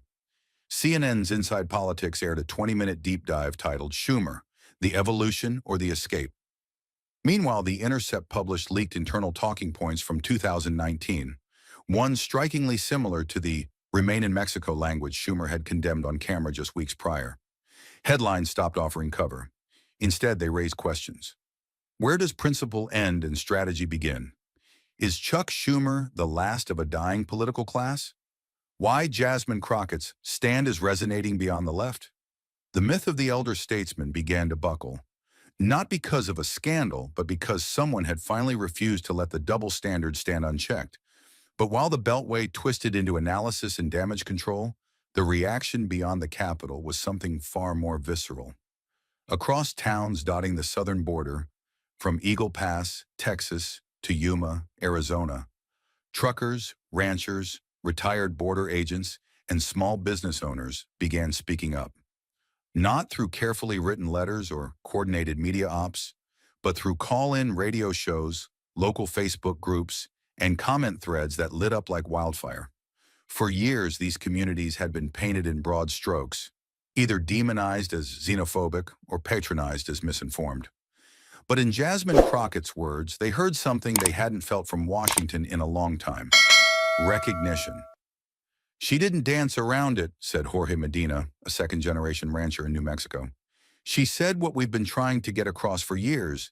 This isn't about hate, it's about order, about knowing that someone in D.C. actually hears the strain we're under." In Laredo, a retired Border Patrol officer named Thomas Reed gave a rare on-camera interview to a local news station. They always say we're on the front lines, but no one ever asks what that actually feels like. She asked. And then she did more than ask. She stood up and said the truth out loud. These weren't campaign volunteers. They weren't donors. They were the very Americans most often dismissed as inconvenient footnotes in the immigration debate. And now they had a voice echoing through Capitol Hill that they hadn't seen coming and wouldn't soon forget. The most striking part wasn't just who supported Jasmine, it was why. They didn't praise her because she dismantled Schumer. They praised her because she refused to play the game. Because when the cameras were rolling, she didn't speak in abstractions. She brought documents, signatures, timelines. And when she looked the most powerful Democrat in the Senate in the eye and asked, "Do you still respect your own voice?" It wasn't performance, it was demand. And that demand rang out across radio airwaves and diners and barbershops, especially among older working-class men who for years had felt erased by narratives that painted them either as relics or villains. Finally, one man wrote in the comments section of a Daily Caller repost, "Someone in D.C. with a spine and a printer." Another tweet from a Vietnam veteran read, "Jasmine Crockett speaks with the clarity I've waited 30 years to hear. I don't care what party she's in. She speaks for us." It was unexpected, yes. A black progressive woman from Texas being championed by men in their 60s from conservative border towns. But it wasn't surprising, because what they recognized wasn't her party. It was her honesty, her refusal to dodge, her willingness to stand in the room, name the contradictions, and make the powerful sit in them. As cable panels continued to spiral into questions about strategy and optics, something far more honest was happening in truck stops and VFW halls. Men who had voted Democrat in the 90s, flipped Republican in the 2000s, and had since given up on all of it, were now watching a clip of Jasmine Crockett on repeat. Not for inspiration, for verification. "She didn't ask for applause," said a retired steelworker in Del Rio. "She asked for accountability, and she backed it up line by line. That's what a leader looks like. Not a speech, not a slogan, a file folder and a straight spine."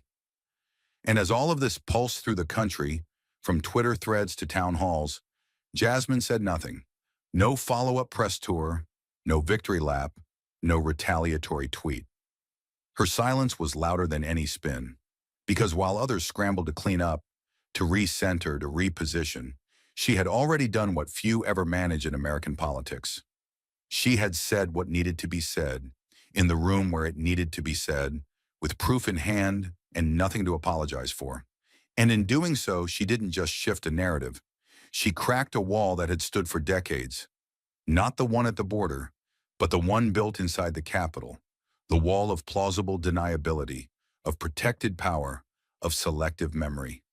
And somewhere out there, in the wide, sun-beaten roads of southern Texas, older men who had long stopped watching C-SPAN were now tuning in again. Not because they trusted the system, but because someone had finally stood inside it and made it flinch. The headlines swelled, the internet roared, and the halls of Capitol Hill whispered her name like a question no one was prepared to answer. But Jasmine Crockett remained still, poised as the storm circled her. And then she stepped into the spotlight again, not to escalate, but to explain. She appeared on every major political analysis program within 72 hours. Meet the Press, Face the Nation, The Situation Room, Real Time, even a late-night spot on The Daily Show. But what stood out most was what she didn't do. She didn't celebrate.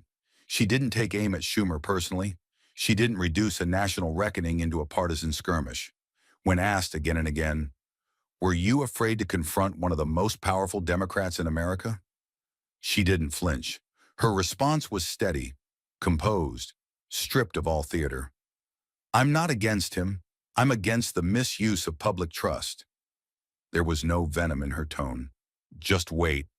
The weight of someone who understood the difference between an enemy and an institution that had forgotten its purpose. "I didn't walk into that room to embarrass him," she added later in the same segment. "I walked in to remind him." Journalists tried to bait her, asked if Schumer should resign, if the Democrats had lost their moral footing, if she was considering leading a splinter movement. But she stayed grounded. Her focus never drifted from the core of her message: accountability without spectacle. The public isn't angry because the border is hard to solve, she said. They're angry because the people they elected stopped being honest about how they're trying to solve it. Her refusal to turn personal betrayal into political fuel struck a rare chord. Analysts expected a takedown artist. What they got was a steward of truth, someone who had carried a file folder into a lion's den and emerged with nothing more than clarity, and still, somehow, with dignity.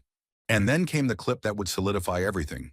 A quiet moment from her PBS interview, filmed in a studio with no live audience, no cheers, no filters.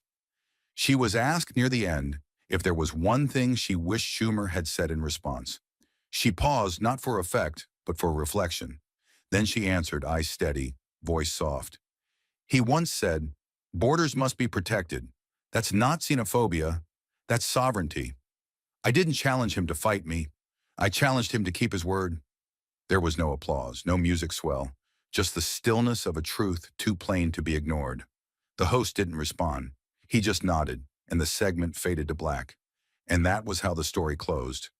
Not with a dramatic confrontation or a cathartic collapse of a political titan, but with a truth so unadorned it left no room for rebuttal. Schumer, once the orchestrator of political theater, had no encore to offer. No spin, no carefully scripted statement. In the days that followed, his team canceled 2 public appearances. His Twitter feed went silent. The once constant commentary from his press office slowed to a trickle of procedural updates, not out of fear, but because the one response that mattered was already seen. A bowed head, a hand to the ear, and silence. But for Jasmine Crockett, the moment wasn't about winning. It wasn't about domination. It was about disruption, about making the political machine pause long enough to feel its own contradictions.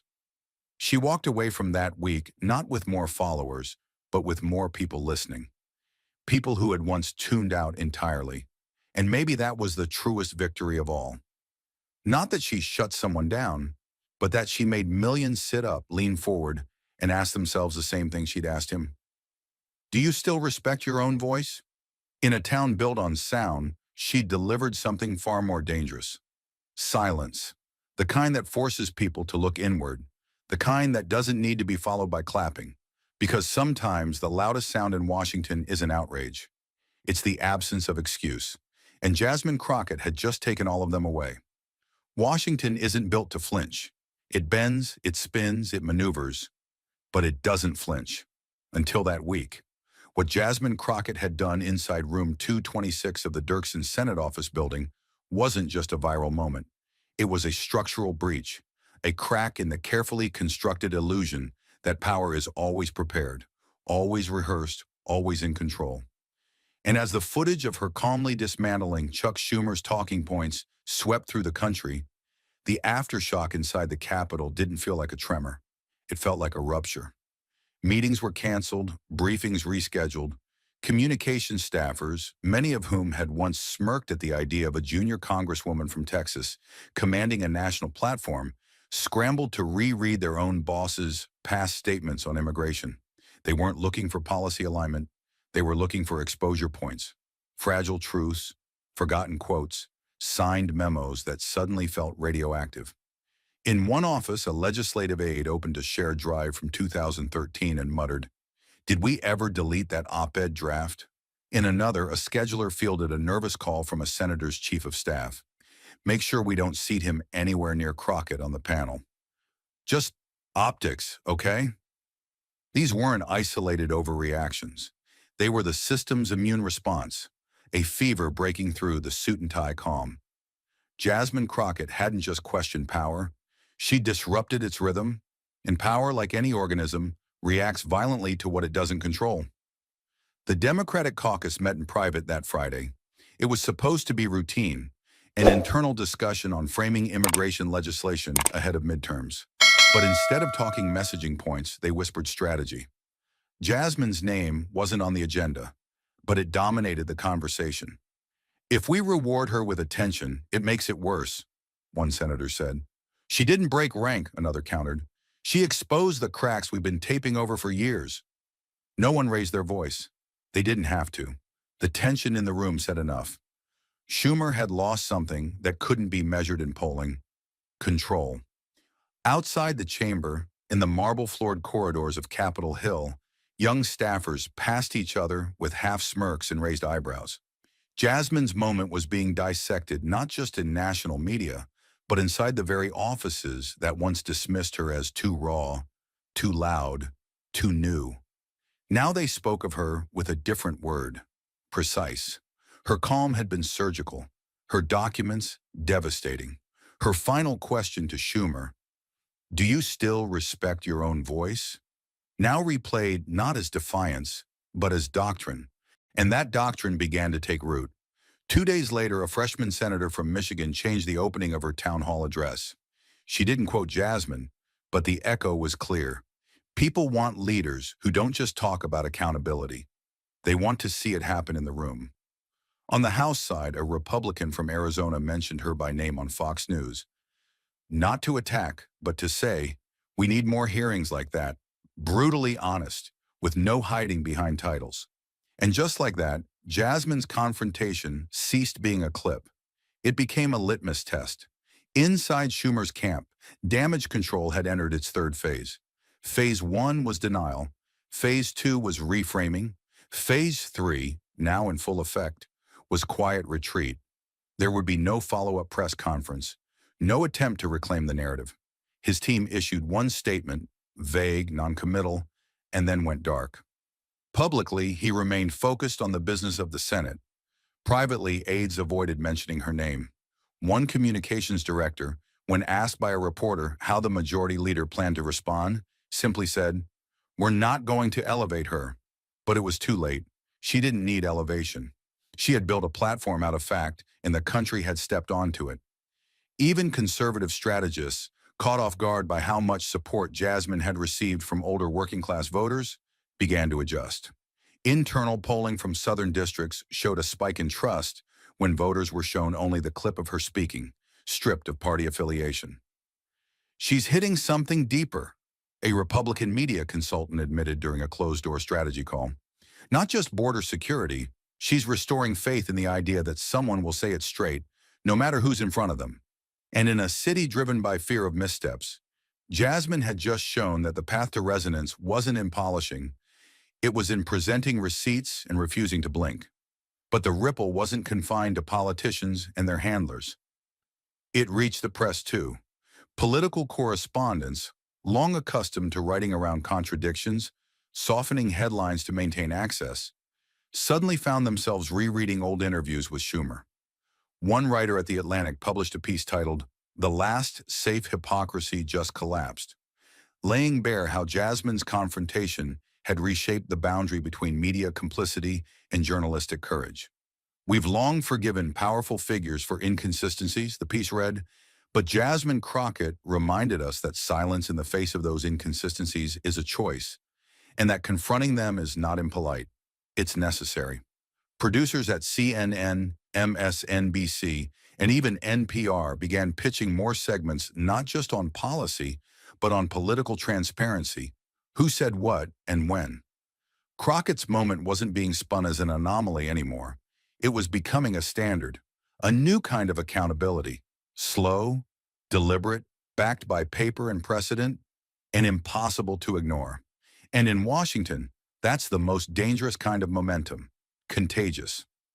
By the second week, her office inbox overflowed, not with partisan praise, but with quiet acknowledgments from places no one expected. Retired immigration judges, career DHS analysts, former congressional staffers who had long since left the Hill out of frustration with its pageantry. "You didn't just call out the lie," one former aide to a Democratic senator wrote. "You made us remember when we stopped telling the truth." Another, a former Obama-era policy advisor, wrote simply, "I wish I had been as brave in 2012 as you were this week." But perhaps most telling, and quietly humbling, was what began happening inside the Capitol cafeteria, in stairwells, in the long, silent elevator rides. People who hadn't made eye contact with her before now nodded, stepped aside, held doors longer than they had to. Not as a gesture of reverence, but recognition.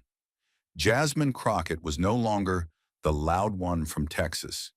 She was the one who made the majority leader stare down his own signature and have nothing left to say. No press team could spin that. No crisis memo could bury it. No decades of seniority could erase the image. A lone congresswoman standing with a folder in one hand and the truth in the other, asking not for power, but for honesty. And somehow that had proved far more powerful, more dangerous, more lasting. The ripple didn't stop, it spread. Because once you see someone actually hold power to account, without rage, without showmanship, without fear, you don't forget it. You start to expect it. They called it the Crockett effect. Not in headlines, not at first, but in hushed conversations behind glass conference doors, on the lips of strategists pacing at 2 a.m., and in the nervous shuffles of senior staffers who knew the game had changed, but didn't yet know how. The Capitol had returned to its routine rhythms. Hearings resumed, floor speeches reappeared, the press pool moved on, but beneath the surface, nothing was normal. Jasmine Crockett hadn't just exposed a contradiction. She had exposed a void.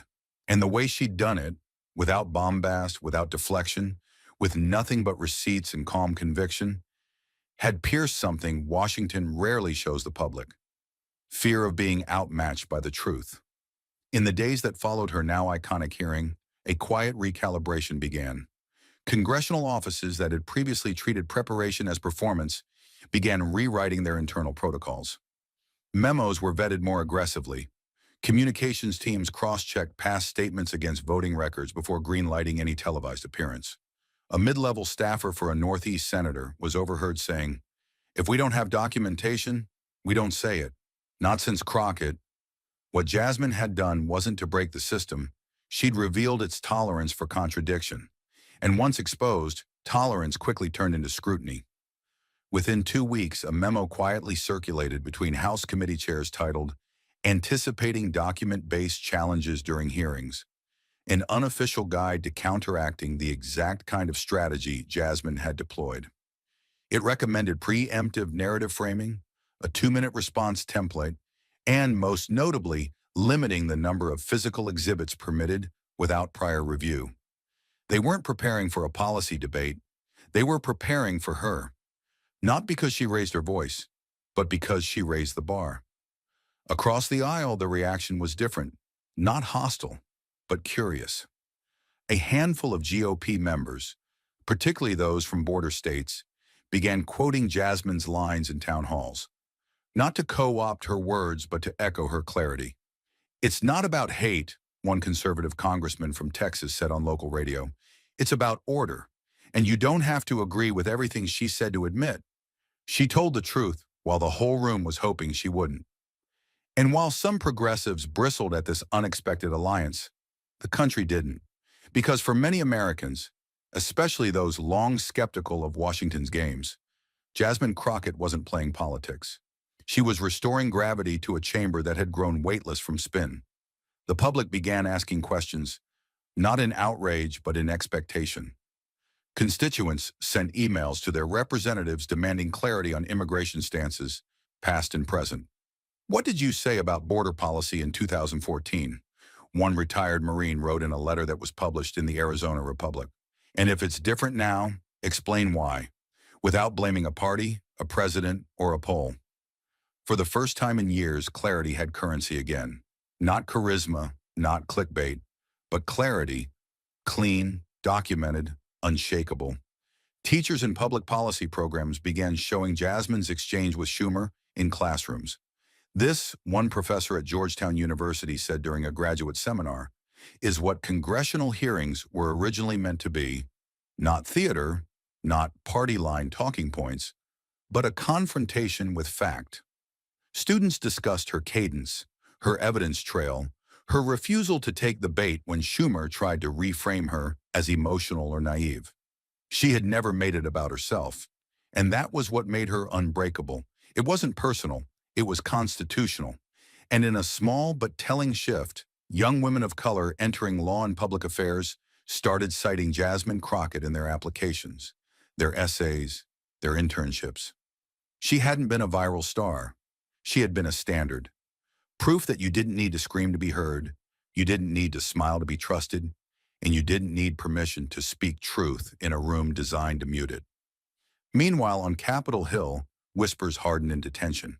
Jasmine received 3 invitations to appear on bipartisan panels within a month. 2 from think tanks, 1 from a major policy institute in D.C. Only one of them followed through. The others canceled, citing logistical difficulties. Translation: they weren't ready for her to show up with binders, because she had changed what it meant to show up. Members of the press began adjusting too. Questions became more pointed. Can you clarify your 2016 position on border enforcement? Is your current platform consistent with the DHS testimony you supported in committee? Politicians who once waved away hard questions with charm and volume found that the bar had been moved, and that simply sounding polished wasn't enough. Crockett hadn't just shifted what voters expected from politicians, she'd shifted what journalists expected from themselves. But perhaps the most telling shift came in a hearing weeks later, a completely unrelated subcommittee on agricultural subsidies. A veteran senator offered a statistic to justify a proposed allocation. A junior representative, emboldened by Crockett's precedent, calmly held up a USDA report that directly contradicted it. The room went still. The senator blinked. He didn't attack. He didn't deflect. He said simply, "I'll need to review that further." It was quiet. It was respectful. It was real. And it wasn't a coincidence. It was the new standard. Through it all, Jasmine stayed grounded. She refused most interview requests, choosing instead to publish a single long-form essay in The Atlantic titled "Prepared to be Believed." In it, she wrote, "I didn't speak to be praised. I spoke because silence has a cost, and too many have paid it already. I was not brave. I was prepared. And if that preparation looked like bravery, it's only because we've forgotten what accountable leadership is supposed to look like." She ended with a note not to her supporters, but to her colleagues. The people didn't ask us to be perfect. They asked us to be honest. If that frightens you, then the problem isn't me. It's the job you think you have. That single essay was shared over 2 million times. It was printed and pinned in offices, quoted in campaign launches, taught in high school civics classrooms. For some, it read like a challenge. For others, a reckoning. But for the growing number of Americans who had grown disillusioned with both parties, both narratives, both extremes, it felt like a return, not to idealism, but to expectation. And that expectation was now irrevocable, because Jasmine Crockett hadn't just proven that a young, black, unshakable congresswoman from Texas could stand across from the majority leader and outmatch him line for line. She'd proven that the rules had changed, that from now on, documents mattered more than decorum, clarity more than charisma, and receipts more than rhetoric. That was the new standard. And no one, not even those who tried to bury it, could unwrite it. But beyond the headlines, the documents, and the power shift, something deeper remained. Not political fallout, but a human truth that cut through the noise like a blade through fog. What Jasmine Crockett proved wasn't just that courage could exist in silence, but that integrity requires confrontation. In a room built to silence the underestimated, she didn't shout. She showed up prepared. She didn't attack a man. She exposed a system that rewards loyalty over honesty, reputation over responsibility. The lesson wasn't partisan. It was painfully universal. Power, when left unchecked, will always rewrite its own history, unless someone is brave enough to hold the receipts. And that bravery doesn't always look like fire and fury. Sometimes it looks like a woman standing alone at a microphone, asking a question, the powerful hope no one would remember. Do you still respect your own voice? That wasn't just a line, it was a mirror. And in that moment, every person watching, whether in office or at home, was forced to ask it of themselves. Because in the end, the most radical act in Washington is still telling the truth when it's easier to pretend you forgot it. Thank you for watching until this moment and for standing with us on this journey for justice. Your support means everything. Like, subscribe, and turn on notifications so you never miss what's next. And we'd love to hear your thoughts. Leave a comment below and let us know what moved you most in this story. Together, our voices make a difference.